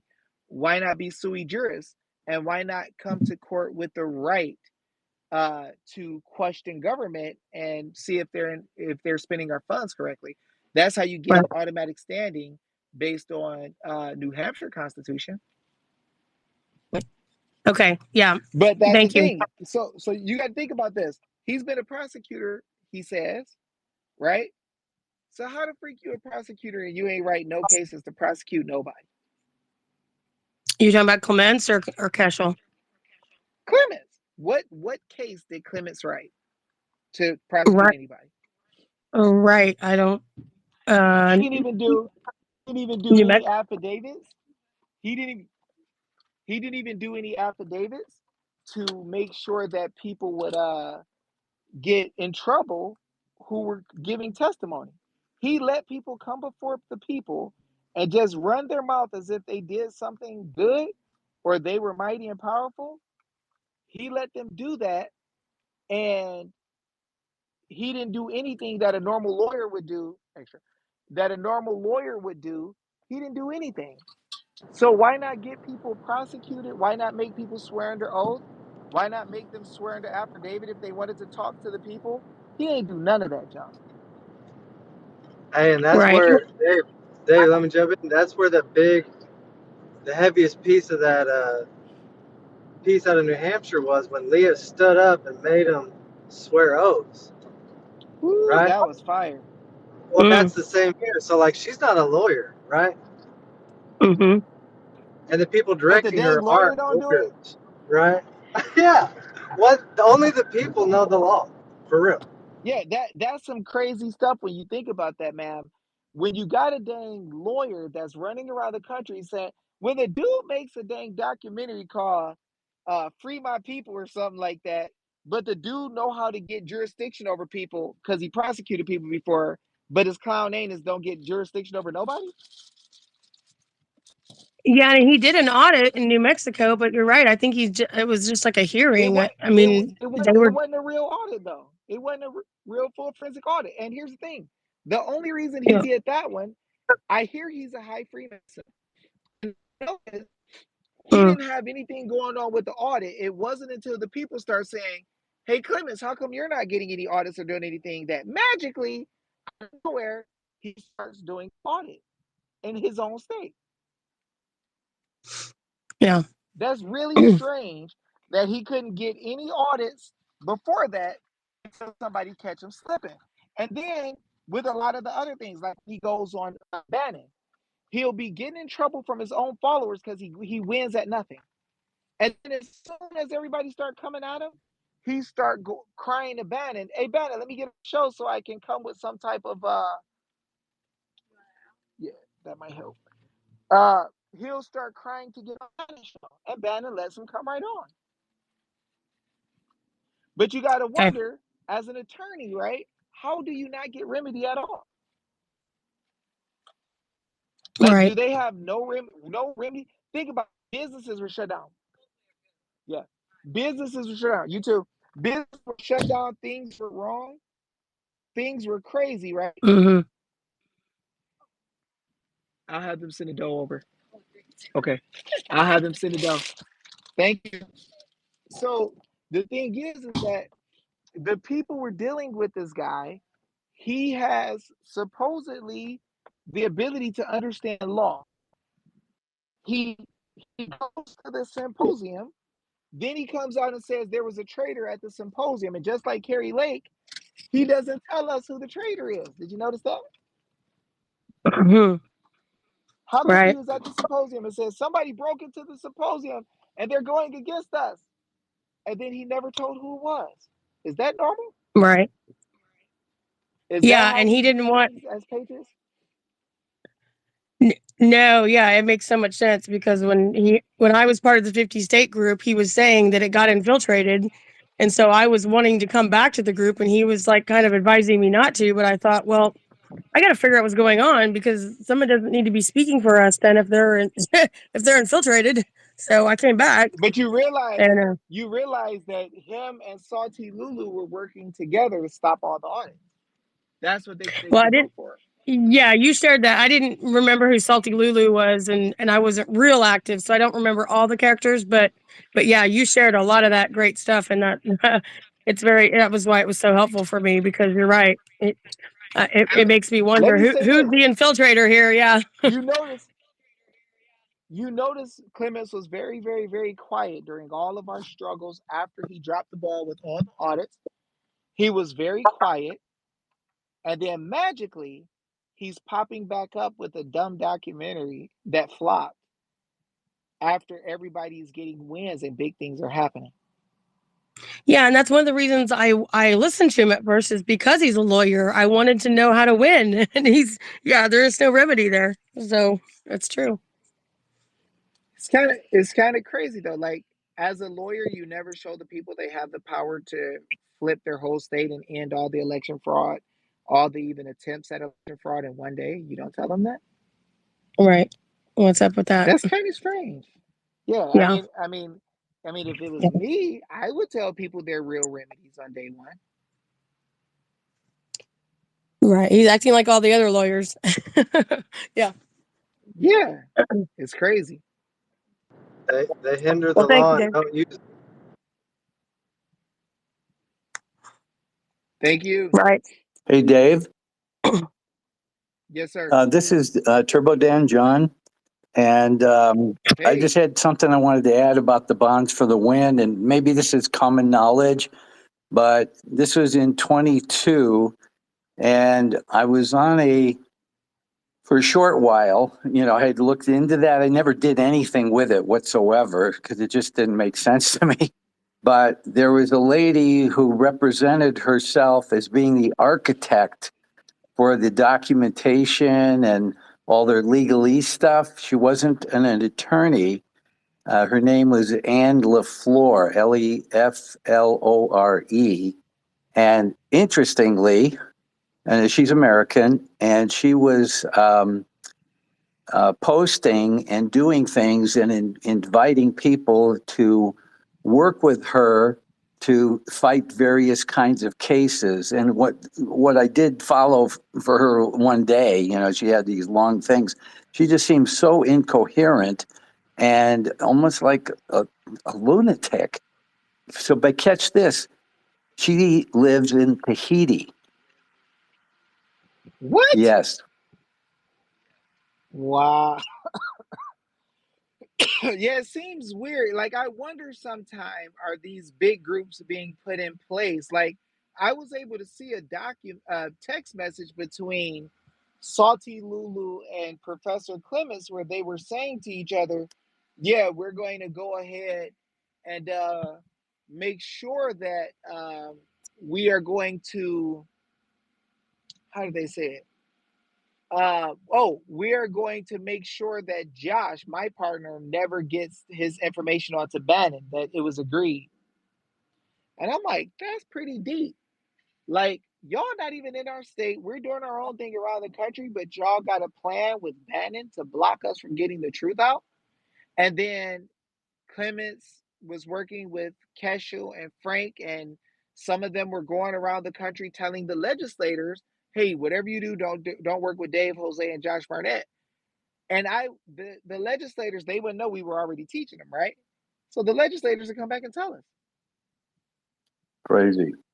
Like literally, they were telling us. Now, we had the only full forensic audit in America. We told people ahead of time what we were going to do to get it. We told them how we were going to get it. We told them how you would be able to do affidavits and notices, and we'll work together to use things outside of the court to get you your only audits. And then we did it. And at the same time we were doing it, there was a counter movement to stop everything we were doing. And they stopped 5 states. And I've literally had people come to me later and say, Dave, when I first saw you getting on Professor Clements, I didn't like it because I felt like he was a lawyer and you're just a regular guy and you were attacking him. And I'm like, so what did I say wrong? Yeah, no kidding.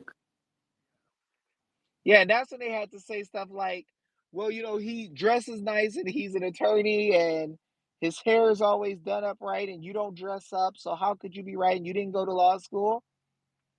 And I'm like, but what did I say wrong? Yeah, go to Right? the law. What does the law say? Yeah. The real truth had to come out there because they had to admit in themselves what the real problem was. There was a real problem, but they won't be honest and say what it is.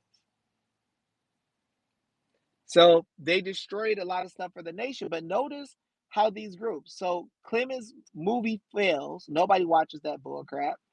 Then uh, he comes on with Bannon the other day. Now, Shelby Bush in Arizona dropped the ball on Jovan by what he says with getting her signature stuff, I believe, for affidavits, for signature matching. They didn't give it to him, from what Jovan said. But then she comes out with Sonny Borelli, but she's always uh on Bannon. Right. So she can get on Bannon. She has absolutely no remedy. And a lot of times when deep state stuff happens, you'll find Shelby Bush right in the midst. Carrie Lake stuff, Shelby Bush right in the midst. Right? That bad attorney Blim, Shelby Bush right in the midst every time. Right? Yeah. It's just crazy how much bad actors connect with each other behind the scenes and nobody knows. I know you've talked about this in the past, and even recently, certainly, is that you have these various actors that appear to be part of the trying to be the solution, right? And in reality, Yeah. they're causing, they've got the emergency brake on, right? And you're trying to, Yeah, heck go down yeah. the They got the strip, and it almost seems like it's on purpose. They spread their message around. A certain unmentionable person that was just mentioned, came through our town over a year ago, and and a big crowd showed up for this guy and everything, and he offered no solutions. It was just talking about blah blah blah. And the thing is that I think that, in my opinion, that these actors are purposely doing these things, getting out in front of the crowds, look like they're doing yes. something, and then they have the emergency Yes. brake on and it fails. And I think they're doing it on purpose to discourage everyone. You know you, you know what I think? I think they got the freaking parachute on the drag No strip kidding. And when you launch, the parachute already open, the junk is sucking wind, and you trying to go against Jeff Lutz in a 5-second car, and your parachute is already open, right? The wind is already hitting your cells the wrong way. And you might have That's even what it seems like they do. you might have even sucked it into your intake, the parachute. You ain't lying. And look, your blower got a whole freaking parachute in there, right? This is how dirty these people are. They just keep doing stuff wrong. Like I look at Kerry Lake and Abe Hamadeh, and people keep showing where it seems like they don't want to win. They don't. They will listen to nobody who gives them good advice, and they will only follow bad advice. Only, right? You look at all these people talking about Swoboda, and these people, and Jan Wright, and all these so-called election integrity bosses that never did anything for election integrity. They worked with the legislature and never thought to get an audit, never knew the state constitution enough to get an audit. I mean, come on. Not once. You ain't see something a little bit wrong? It's a hoax, you know? No kidding. And so I realize that a lot of these people are hurting us, and like they just keep giving these dumb endorsements, right? Like Kerry Lake is endorsed by Trump. That's not a smart endorsement. Kerry Lake has no fruit. Kerry Lake said she was going to die on the hill of being the governor. Kerry Lake took the case so far and dropped that junk and went on to the next thing, right? Yeah. Kerry Lake said that she can't be bought, but people are showing she got $100,000 from that DeWitt dude, right? Yeah. And then that dude, she worked in a company or something with a company that got her $100,000, right? I don't know if she worked there for sure. Who knows? But she knew that dude was a dirtbag for 10, 11 months and didn't tell nobody. How? How is this what patriots do? We're going to go ahead and give a mic to Dirty Red. Then we're going to go ahead and give a mic to Violet. Thank you for that, Turbo You Danny. bet. Go ahead, Dirty Red.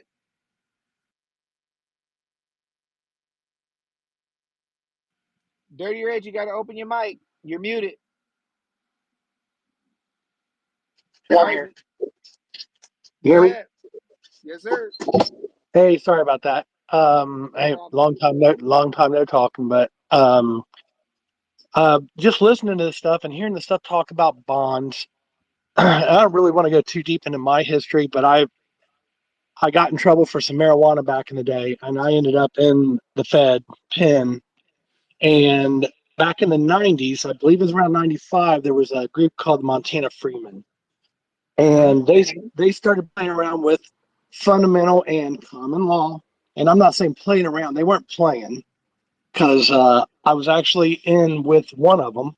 They split them all up all over the country. And back then, it was pre-internet, so I was a lot younger. I didn't really know a lot about it other than what you've been told on TV. And that was like Mm-hmm. that was my first real red pill. And so um, I got an insight on that, and I got an insight on how bad the government really was. And then, trying to get out of like just leave everything behind you, you kind of like file that stuff away. Fast Yeah. forward, here it is. I come across some people talking in all these other groups I've been listening to, and your name popped up, and I'm like, huh. And I come over here and I listen. I'm like, oh, and it triggers, and I'm like, aha, I'm listening. And so I'm just following and listening kind of silently and just putting pieces together. But the one thing that kind of was like with the 9-0, and now you can go after the government and everything, that's all good and said. But like you said, the bond thing, that's tricky. And that's kind Yep. of what they got in trouble for. They Yeah, the started going after Montana Freeman, they they they were they started destroying people. they They were were they were going destroying after people with common they were. law. I heard firsthand what they were doing to them judges and stuff, and they they the law. I don't, how it went down and stuff. Like I said back then, there, it was kind of just enough where there wasn't enough information out there, and there was such a small group. They were smashed. They didn't have a chance. but they weren't Yeah. lying. I Well, mean, no. but At first, they were winning like crazy and tearing yeah, stuff apart with the law only.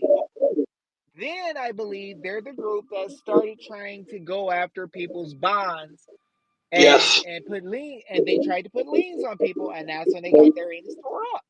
yeah, they put liens on people, and the guy that I was in, I'll just say it's Mr. W. Uh huh. And he's passed now, but like I said, he's a he's a very interesting person.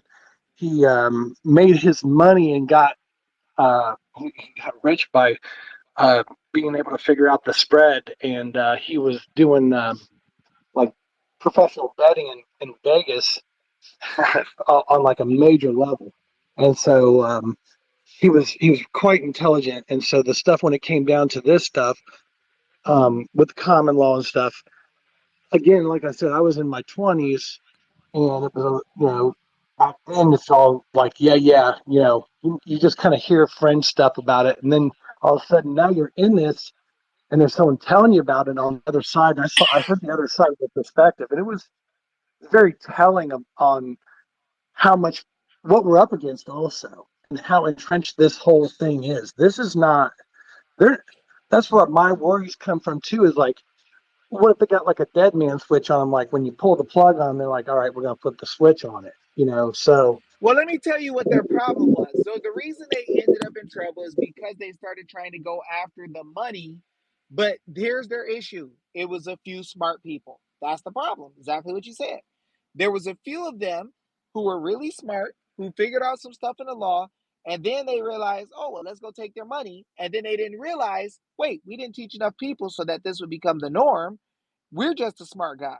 So whenever there's just a few smart guys, you really put yourself in danger when you think you could do everything by yourself.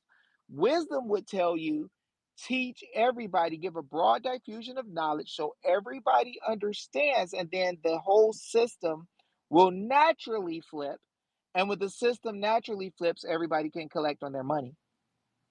The problem is that when you get greedy and you just start saying, "Well, I'm the boss, I'm going to just go after them by myself," now you're gonna kill yourself. So with me, what I've done is I say, listen, I'll teach everybody the law, painstakingly break down every little bit, flip the Supreme Court, and flip legislative body members and the people at the same time, use them as motion against each other. The Supreme Court keep giving us wins, and it keeps making our people get hyper and hyper and tell more and more people. It's a snowball that's now feeding itself. It has outdone anything else that we have in America. So when you look at wisdom, our forefathers said in Virginia that the the only way to have progress is the broadest diffusion of knowledge. And now that we're broadly giving diffusion of knowledge, the Supreme Court agrees with us because they see how big we are. They see that we're coming at such a rate and such a speed that nothing will stop it. So the Supreme Court throws the rest of the government under the bus and says, "Oh yeah, y'all can take their money, take their house, take whatever." Right? 9-0. When you start seeing them giving us 9-0 wins, that's liberal and conservative, all realizing that what we're saying is exactly true. We're flipping the nation actively. So notice though that I'm not telling everybody go sue the people today, right? I'm solidifying victory before we walk in the door. So what am I doing? I'm blocking the courts from interfering in our business by not letting them play with us. So now we get to have all the fun. We change governments, we change the Supreme Court, we change the legislature in the states, and nobody's involved to interfere. No lawyer or judge can ever come on our platform and outlaw us. So if we don't go to their platform where they can cheat and make us lose in a way of cheating as private courts, who's going to defeat us?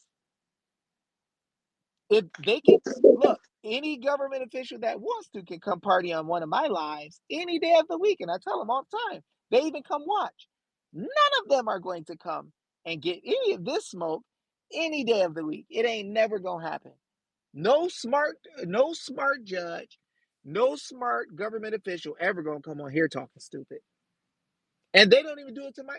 The students I have that are leaders, right? Fire monsters. Big name government officials know you better not respond to them. Jaron can go say something on Twitter right now, and a government official will call him minutes later. Jaron can. All he got to do is open his mouth and start talking about the law. And immediately after, government officials going to start calling him. Chris can start saying something live online, and government officials going to come call and check and make sure he's okay. Right? So it's a different type of thing now because, there's some guys who got big remedy, like Jonah Bay. He helped a lot of people win, a whole lot of people win. But Jonah Bay had to teach carefully because he was worried about somebody rolling up on him and just blowing his brains out. Right? But God has allowed us to use some serious wisdom to build other people. And now the movement is so big, it's just scary. Because we all know, the high levels of government know everything has changed. Right? So, we got people taking back towns and precincts right now. That's unheard of in our history. But let me get CZ Texas Kogal on, and no, I'm sorry, Violet first, then CZ Texas Kogal. I'm getting dehydrated and dizzy a little bit, so I'm gonna try to kill the space a little early. Y'all let me know if y'all want to get back on a little bit later. Go ahead, Violet. Okay, I'm gonna keep it quick, but it does tie in. You don't have to. What's up, Sister Cuz? I just popped in, and it goes back to what the previous person was saying. So with the bonds, I don't know if anyone recalls, they were doing, it was Bonds for the Win. And I just went, while I was listening, to look up the current status because I recall they got in trouble. They were getting in trouble, the group that formed that. And so when I went to look up the info on them, it's interesting. Bonds for the Win, and their website was, are you ready? trusttheq.com. So, What? So, oh my gosh. Again, it's a setup. And I'm not saying the people that were doing it were intentionally set up, but you get the Q people, which I think everyone now agrees is a psyop. But it was just interesting when I looked at that, and I have to think, and I don't want to sound paranoid, but after the whole Clements thing, and that could be, I can do an hour show on just Clements in detail. But it's interesting now that that group in Maricopa that gave the 5,000 notices or whatever, and that ended up not 5,000 page Encyclopedia Britannica. Right.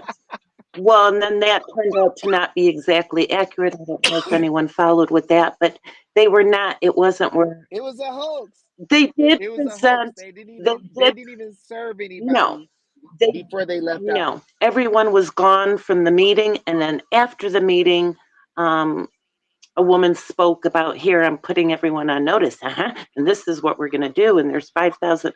So it wasn't what it claimed to be. But what's interesting now.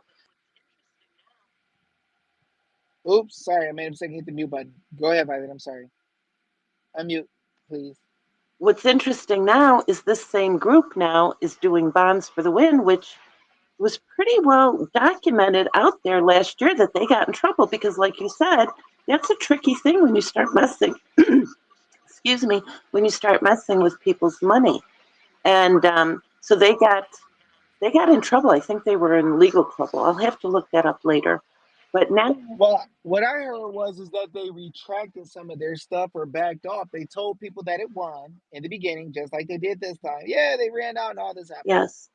And then it was found out that, oh no, that board was still there the next day, and it didn't happen the way they said, and then they had to retract some of their stuff a little bit. Yes. But not just this time, before. So years ago, or over a year ago, when they did it the other time, it was a hoax that time. They're like, oh yeah, Bonds for the Win, we did this, we did that, and then they didn't do it. It wasn't what they said. Well, and I think that's why I have to research it. I think they actually got in legal trouble. They were getting, I don't know. Yeah, I think they got I think like.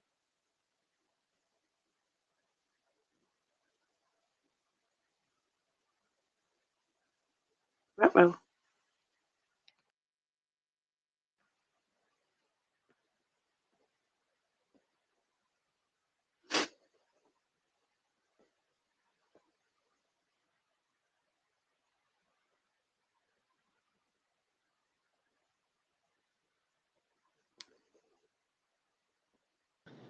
I can still hear you, Violet, but I can't hear Dave.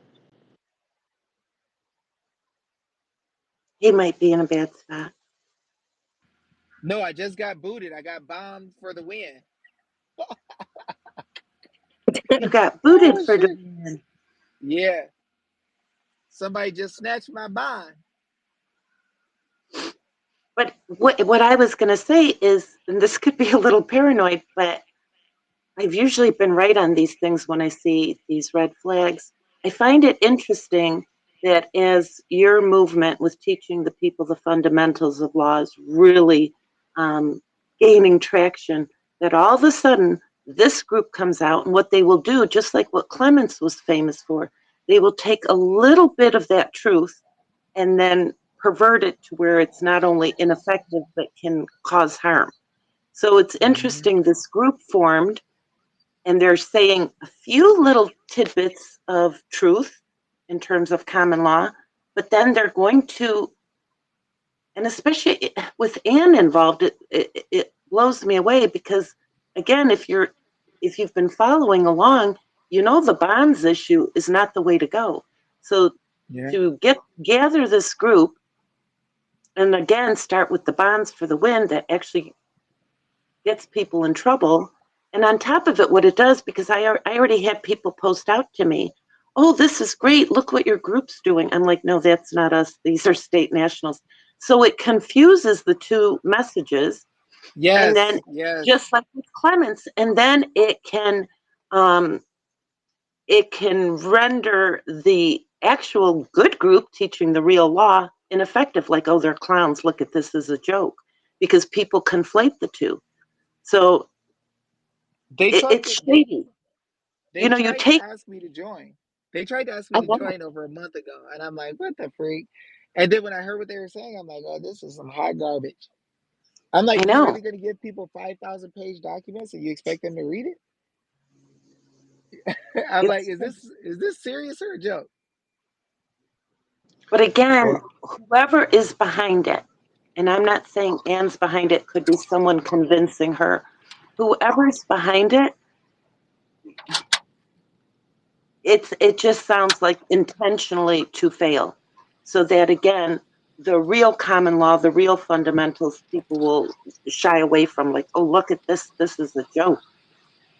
And then Well, when I my see, my phone might go out, so y'all keep talking. I think I made Riley a co-host, so okay, y'all yeah, I'm can here. keep going if I mess up. Go ahead though. I'm sorry.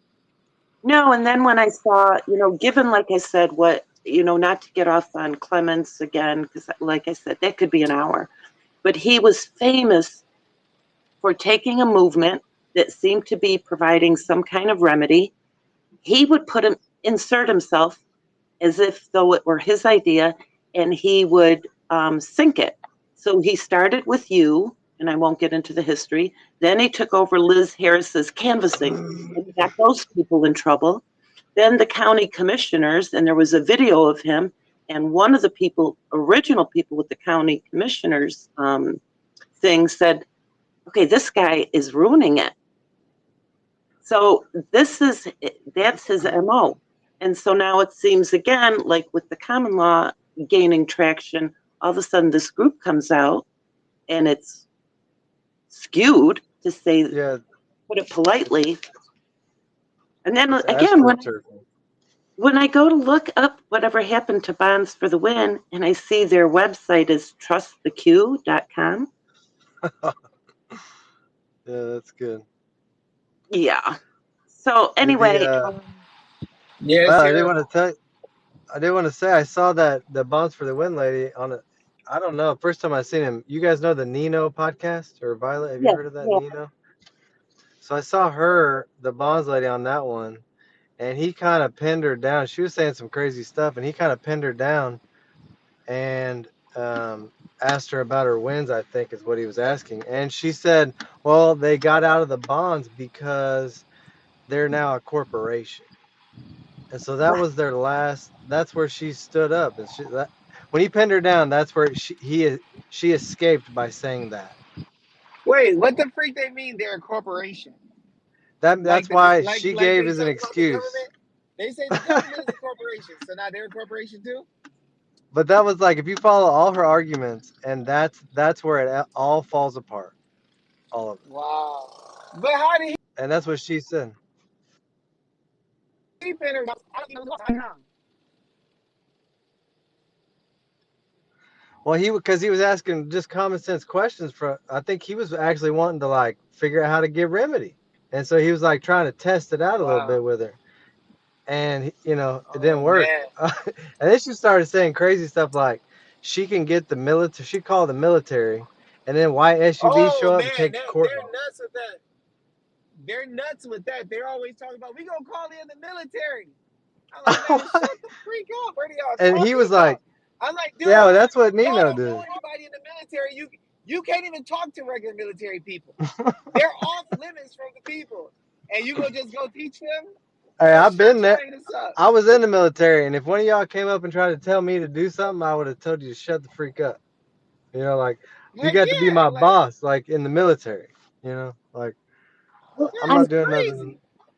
I'm glad you brought that up because that's the little piece I forgot about. So this new group that Ann is sponsoring or whatever, they also try to incorporate military.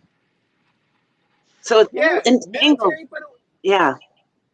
it's the same thing that Joe did. Joe Graham, trying to act like the military does something they don't do, so that they can get a hold to follow some crazy junk with some crazy hope. Junk is a hoax. I think I recall her working under Lee Dundas. Do y'all know who she is? Yeah.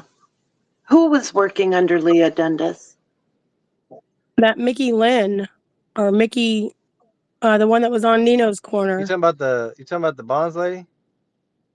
Yeah.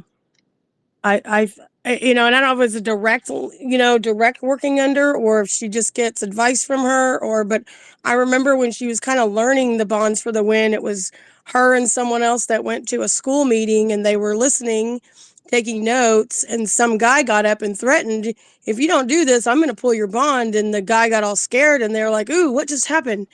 And so they ran back and talked to Lee Dundas about it, and they all developed this plan for Bondz4DaWin. So I think Lee Dundas is attached to her. Violet, what do you know about her? I just All I know is none of this. Like, a group of people who get You're rubber banding, Dave. We people couldn't hear you. hyped up on some dumb junk. I'm sorry. Also, the bonds don't be winning. 100%. It don't happen. These guys get people hyped up because it's talking about money. It's like the lottery. When somebody tells you that you can win the lottery and you think you might have a chance, it's exciting. But that junk don't happen normally, right? So they're selling you on something that they've never done at all before. Yeah. it's one of those sounds good in theory, but and again to actually implement it, I know nothing about it, but to actually implement it, you better really have your ducks in a row. And I think people were again, there's good-hearted, good-intentioned people, and if you just give them a general idea of something that sounds good, they're going Para to tú. it. But that's why it's so important to get educated. Gracias. Well, yeah, Violet. That's like, I mean, what De they did nada. is they pressure what we went through with COVID. All of us, it was, and the Sí. elections and all the rest. It was Adiós.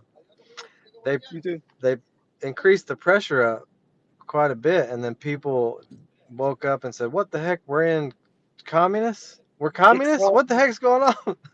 And so people were trying to do anything to get the freak out from under the government. So they did irrational, emotional things like bonds, you know. Exactly. But again, But that's where it shocked me because I thought that was kind of debunked, if you will. And for it now to be coming at this time, mm-hmm, it mm-hmm. just seems very strange. And It's a I, rerun. It feels like a rerun. yeah, and I'm suspect at who's really behind it and who's promoting this stuff. And Yeah, I think you pretty much. It's almost like it's. I'm not saying Go Anne ahead. because she does so much. You know, she had Dave on, as you know. She's had Dave on. She loved what he had to say. She called him a genius. But these people are in 10 different directions, and they themselves never take time to really study and get a good handle on the common law and the fundamentals. So Yeah. they hear bits and pieces that Dave shows in writing. They feel it's solid, and then anything that seems similar, they run with. Yeah, they're. Well, you know It what? seems The like one they're lady willing to told sell me, out. Go like ahead, their Dave. main writer,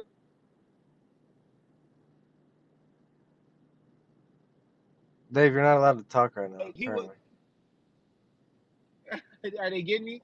He was a student of mine Yeah. for like a couple of days, Who? Who and was? he would come in. Their Who was main Dave? writer for notices.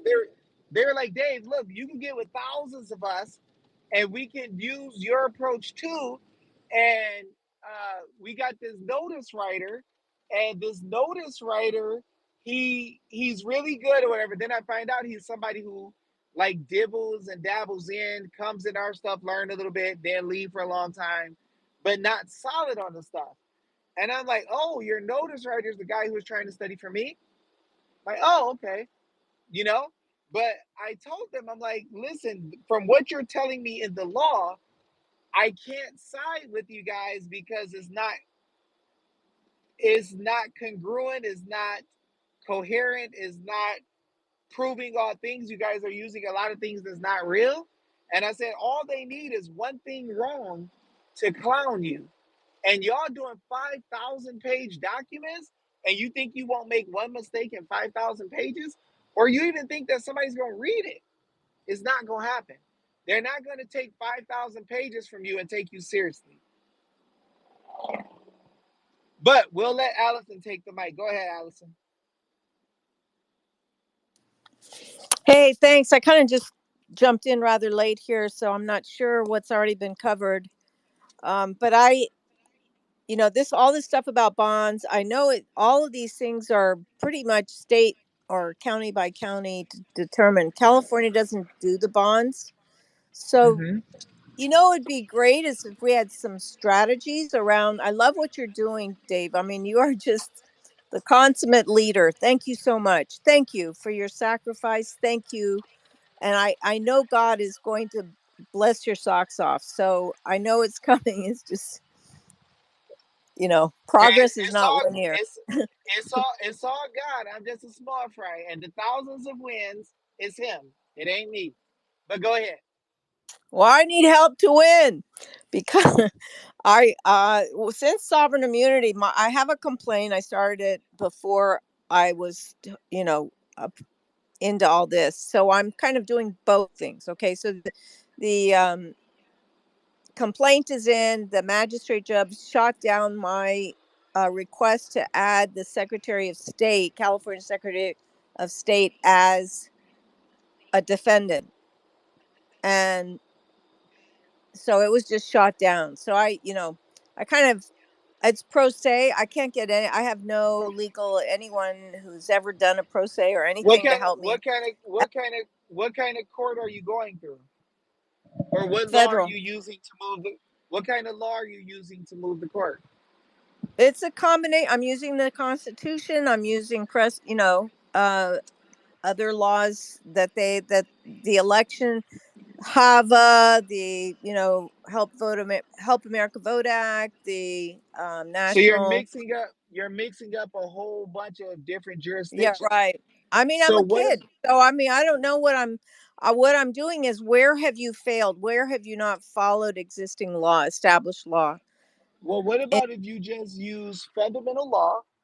and just say, do we, the people, have the power to instruct our servants and to give foundational law on how elections are to be carried out?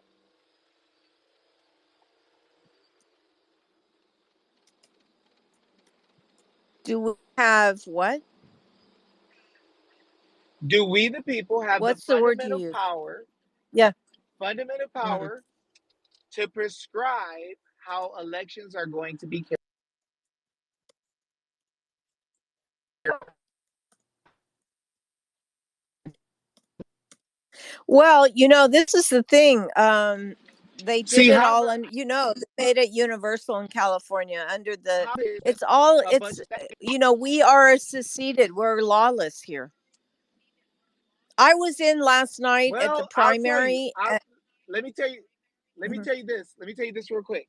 In your state, I defended all of the self-made gyms against the government, and I even did constitutional mandates outside of any process that anybody would tell you to do, like FOIA.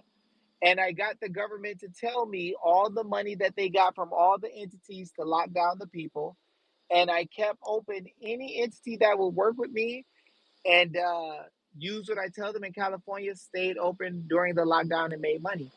Crazy money. Against the government, against the DAs. I actually helped people who were part of my PMAs with documents to go against the government in California using the same laws that you would have to use now. Hmm.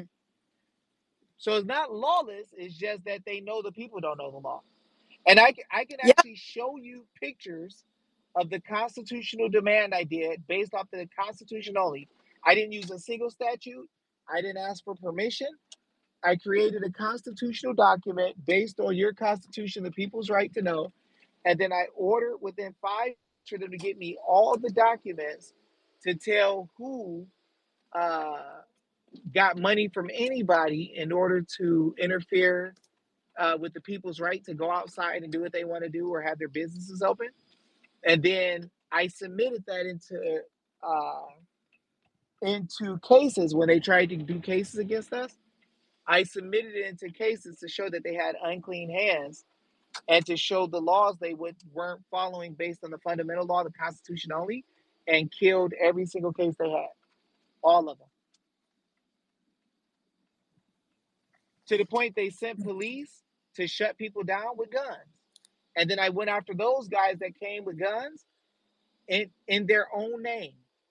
And I went against prosecutors, and in every single situation, they dropped every single case, every single one, without fail. As a matter of fact, I wrote documents for some of my entities, right? And then I told them, oh, they're going to wait about a month. They're going to act like they don't know what's going on. And then they're going to drop the case. It's going to disappear into oblivion.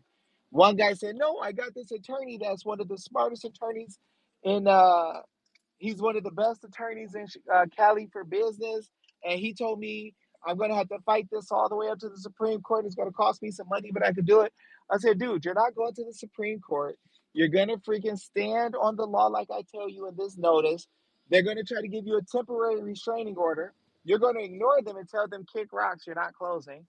And you're still going to get victory. They're going to find the reason to say the case is going to die. The dog ate our homework, something like that. And they're going to kill the whole case. And guess what they did? Killed the case. But Wait 30 I'm trying to days mount and a drop that case, freaking not kill a case. case. So, and Yeah, but so I'm the law is obviously the I have same. no law The background. I have law no is the idea. same. No, the law is the same. The reason that the judges can get away with They doing put all me this in dumb jail stuff overnight. is, That was one thing. well, yeah. Yeah, but they'll do But that because really, if they they're know you just, don't know this just like fundamental last law, night. Can anyone hear me? yeah, we can hear you. Can you hear me? Can anybody hear me? Can Oh, anyone shucks. hear me? Oh, drop me. Yeah, I can hear I both can of hear you. you. I I can can hear hear you. both. Okay. I can hear you both. Oh, okay. Last night, they were registering people with no ID. They're not afraid. They're going, and one of the guys, they know I have a suit against him. He winked at me. And they're doing their little intimidation. They hacked my phone, so I couldn't get any. Anyway, point is, they're not afraid. I'm trying to mount the suit, but I'm getting You interference know why they're from not afraid. even the people Do that you are know why they're? supposed to help pro se. Allison, Uh, Allison, can you I'm hear trying to Dave? go. Let I me need tell to you, go another Allison. direction. Yeah, Can you hear Dave? Yeah, Allison. Let me tell you why they're not I afraid. can hear you. They're not afraid because they're not Dave, she afraid can't hear because you. they know you don't know the law. Let Yeah, her I can't know hear him. they're not afraid See, they're because they're they know she they're don't know the all law. over the phone.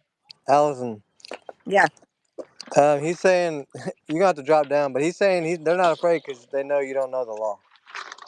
right. So that's all you gotta do. You gotta slow Yeah, down so and you gotta go read the law. You study with Dave for 6 months and you'll destroy them all. I mean, and then teach other yeah, that's people. the thing. If you Well, there's time. if I you know know, the but law, there's a time factor because I do have a complaint and I have to respond and I have to do things with. You have I to. have to. I yeah, but haven't if even if served the they defendants yet, but I need to do that, and I need. And I wanted the Secretary of wait, let State me to be ask you one of the this: why people under the why would new. you why would Now that you sovereign why immunity would is you shot need? down, I wanted to put them up Okay, as a why would you? defendant, and they're not. And the magistrate isn't letting me do it, Okay, what about this? and Why I don't don't you know how just to counter withdraw Hey, the that. case? hold on, Dave. Dave, she really can't hear you. Withdraw the case. Allison, I know. Tell her to Yeah. withdraw the case drop down and and come let back. them off. Okay. Tell her to withdraw the case and start over. Yeah, Dave, I don't know why you would continue if she knows to do something that ain't gonna work if she knows how to do something that works. Well, here's the Half problem. in, If half you out. don't know the Yeah. law, if you know the law and you keep pushing to try to do things in the law, if you know you don't know the law Hmm. and you keep trying to push to do things and force it forward without wisdom, it's going to be the same result. Yeah. They know you don't know. So nothing you do is going to make a difference. You see what I'm saying? Yeah. I'm trying to get her back in home. This is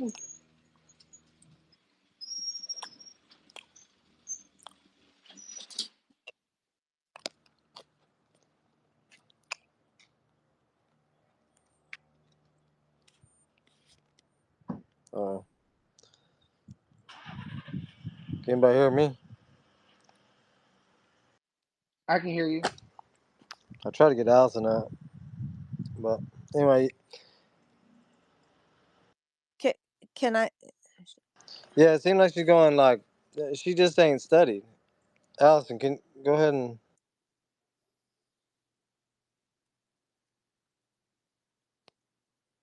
Allison hit the mic. I sent you one. You did? I don't see it. I put speakers. It says speakers on. Can you hear me? Yes, I can hear you. Oh, thanks. Um. So why can't I do it simultaneously with I gotta leave and notice? come back. Can't hear anybody. Yeah, this always happens. So here's the thing. So let me help you understand. So don't keep going 100 mile per hour forward. When you see your brakes ain't working, you can't keep hitting the gas and going fast. What you got to understand is if you don't know the right things in law yet, you may have jumped the gun at doing a case. So just withdraw the case. Stop, get your wisdom and understanding together, study real quick, get your knowledge and understanding of what's happening and what they're doing together, and then go back and fight. But there is no benefit to accelerating a fight when you don't know. Well, I mean, the time factor. I understand what you're saying, and it would be great if I had. Let me say this real quick. Is there a time factor if you kill the case right now? Yeah, I mean, in a sense, You're you're gonna have they won't you're let gonna me have to. work in the county, and they're completely. I ran last night. Anyway, so yes, they're squeezing me in all kinds of ways. So I need to No, get no. this Is there a going and time? in So look, motion. if you got a case going and you don't know what you're doing in the case, and you withdraw the case yourself, No, I is there haven't. now a I haven't. time? They look everything that I've alleged. Okay, I understand you don't read complaints, but everything I've alleged is true, and it's up to their treasonous behavior and Wait, stop. everything about how. Hold on, they No, we have gotta file. not performed. We gotta file on the plane. What do you mean I don't read Well, it's complaints? maladministration. They have No, no, not. no. You Yeah. said I understand that you don't read complaints. What was that? No, no, no. You wrote in your on your telegram to me. You responded saying you don't read complaint. I asked you if you would read my complaint. You Yeah, said so you you don't read want to give complaints, and I so in understand. other words, hold on, wait, but you just said that in front of people, and I said that to you privately. So in other I'm sorry. words, you I'm you sorry. are admitting that you don't know what you're doing in the case, and you want me to read it. So you want me to spend my time reading what you don't even know what you're saying. No, I'm not asking you to. No, You realize I what you just did right there, though, right? I You apologize. threw it. I'm You not threw a trying little. to do You anything. you Okay, I'm threw just you trying threw to. a little. I understand what you're saying, but you threw a little shot No, at no, me. no. I didn't mean that. Please don't take Man, offense. I'm not, listen. I go through enough what do stuff you in the want world me of to law. do? Get on my I go knees? through I'm apologizing. now. I did not I want you to intend to let do me. I that. want you to let me get my words out. Is what I want you to let me do. Is that okay? Is that okay with you? Can I speak too? Absolutely. Go ahead. Okay. So you threw a little shot at me right there I about didn't mean. we know I don't read complaints. No, no, See no, what you no, no. got? Listen, I just mean I don't intend that you should. I'm not Nah, saying that. that's not what you Please don't said. hear it that That's not way. that's not what No, you you're said though. mishearing it. I'm sorry, but you don't know I'm my mishearing intention. it. So I'm did I telling not? you what my Okay, intention so was not at did all I to be hear offensive. did okay, but did I hear what I heard? You know, you heard it the way you wanted to hear it. I'm I did. telling you So there was what my so I had intention. hold on wait. So My I can't tell intention you was never to offend you. I can't Expect tell you to you read everybody's hold on stuff. now. I can't tell you what your intent is, but you just told me I what don't. my I intent don't was. expect. I don't You heard demand it the that way of you you. wanted to hear it. You just said No, I heard you it the way heard that it as I wanted to hear it. Dave. I'm trying to tell you what I I'm just intend. asking, did you You say don't those want to words? hear it. Did you just say the words? You heard it the way you wanted to hear it. That's what you just No. said to me. Well, you You seem didn't just say offended. that. I I seem offended. yes, you said, look, you don't, please don't turn this into an offense. No, no, no. I I'm don't, speaking the words. Hold on, wait, ma'am. when you Okay, responded that ma'am. you, I'm speaking the words you're speaking. So I want you to hear yourself. Because I'm a regular guy goodness, who's please, talking to Father you and God, you're saying in his things heart, and Lord then you God, don't want me to respond to what you say. Father, let him calm Oh, let him calm down. Okay. Ma'am, I'm down. responding to Lord, what you just said. listen, Lord, listen. Oh, listen. So I need to listen to you. I wrote those words and I just You said know what? those You words. know what? And I'm Let's do trying, this. hold on. Let's not worry I'm about it. trying to Hold tell on. See, you in I'm no a big ways. boy and you're a big Good. girl and you're going to say what you want to say and you're going to cut me off. So I'm just going to cut you off now. I'm going to just No, stop you from I'm, talking. No, all right. because when two people are here and we are to communicate, we have to respect each other. And if I don't get a chance to talk and you get the chance to talk, and then you say stuff towards me and I can't respond back, I don't think that's fair. Do you think that's fair? Do you think that's fair? Dave, all I'm trying to say to you is Yeah, that what you're trying to do is I you want did to not mean bypass it as you everything that thought just I came out may of have your. intended it. I Okay, did that's not fine. mean that. We could get to that, but do we need to bypass Okay. everything you said though? Do we need to bypass everything you said? Am I Well, not since included in the all of this conversation? is based on that, I'm just trying to reorder this whole conversation to Well, say but see, in I real life, never it don't. intended In any real, offense. in I but have ma'am, in no. real life, life don't work like that. Life don't work in a way where you just let stuff come out of your mouth without being prepared, and then it gets heard by the public, and then somebody wants to respond, and you get to say, "No, I'm going to edit All that so right, you don't say I anything." just don't That's not think how this life is works. going Well, let me tell you where it's going. well. What's happening right now is Okay, exactly all what's I'm happening, saying to you is I ma'am. apologize. Is that going to Ma'am, be okay for you? I'm over that already. I don't care what you did. I'm telling Okay. you what you're doing right now is what happened in your case. You're pleading a case of something where you don't have full knowledge of what's going on.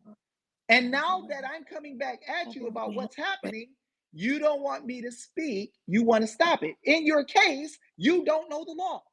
You wrote some stuff down. You didn't know what you were writing. Now you're trying to fight and you want to accelerate, just like you're doing now. You're trying to accelerate past what you say to something else rather than dealing with the fact you have no idea.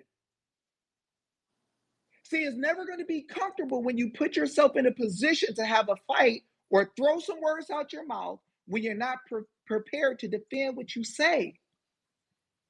I'm not mad at you over what you say. A lot of people say a lot of things to me, negative and positive. I don't give a freak either way. But when you say something that's wrong, somebody's going to respond to you. And if you're not ready, then praying at the time that they're responding to you ain't going to stop what you said. In court or with me, right? Because the Bible says prove all things.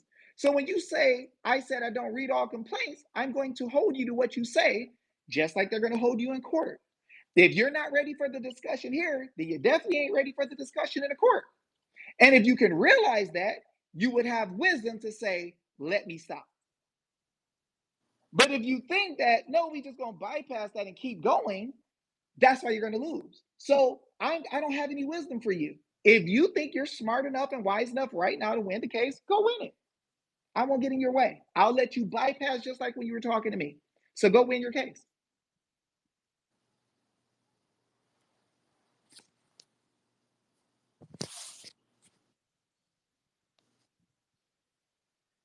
All right, so who got the mic next?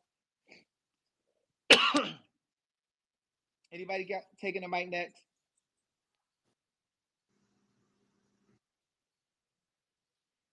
All right, guys, so I guess that's going to end this space for today. Today is Bondz4DaWins, StateNationals attorneys, and Endorsed MAGa viable for wins based on what we see as the truth, based on what we see in the law. The stuff ain't working. It ain't going to work. And guys, let this be an example. When you go and you open your mouth to say things, guys, when you go before court, when you go before the people, be ready. It's good to study, guys. It don't hurt you. And don't let ego or pride make you think that you're smart enough to do what you don't know how to do. My dad used to tell me one of the worst things that you can do is to lie to yourself. One of the worst things you could do is lie to yourself. When you realize that you ain't ready, right? When you realize you haven't trained enough, don't go fight Mike Tyson. Go work out a little bit. Go lift some weights. Go get your body moving, right? Go learn to punch. Go learn to block first. Don't just go get in the fight, guys, and get your anus whooped just because your pride says you're already started and you're already doing it. If Mr. Miyagi lets your anus go home, turn your anus around and go learn to wax on and wax off before you go into the field of the big dogs and get your head cracked. This is real life. This is the real world. We don't play with the law, y'all. I don't tell any of you guys to go run into courts because it's the cool thing to do. I don't tell you to go writing big complaints because you feel like you can do it. I tell you to study and get knowledge, wisdom, and understanding because they're going to dog you out in courts. They're going to mock. They're going to laugh at you. They're going to embarrass you. And if you're not ready with the truth and understanding and wisdom to be able to deal with any issue real time, they will break you in front of everybody, right? This is why I tell you guys to learn the law in a peaceful place. Learn the law in a place where you're comfortable. Learn the law in the private with people who love you and care about you. Let them attack what you say. Because after they attack what you say, and after they go hard against you, y'all will still love each other. And you can always come back. But if you deal in the real world and you put your foolishness out in the street, you attack people out in the street and you're not ready, they will break you. And after they break you, you're not going to get another chance to really come back. You're not going to be taken seriously. So, guys, let it be an example. When you come correct, come ready. You're not going to ever be perfect, but you really should be practicing in a situation that's adversarial and hostile, where people will attack what you say as hard as they can, because this is what makes you great. And you ain't in a race, guys. You're not in a race to defeat bad actors. God is the one who controls time and chance, but God tells you to pursue wisdom, to pursue knowledge, and to pursue understanding. Some people, no matter how hard you try, they ain't ready to hear knowledge and wisdom. They just want to do it their way. Give them a pass to give them a pass to press the gas and go as fast as they freaking want to go. And when they crash, it ain't on you. All right, y'all, I'm going to let this space be yours. I love y'all. Y'all stay out of trouble. Y'all be cool. And once again, I'm going to say peace.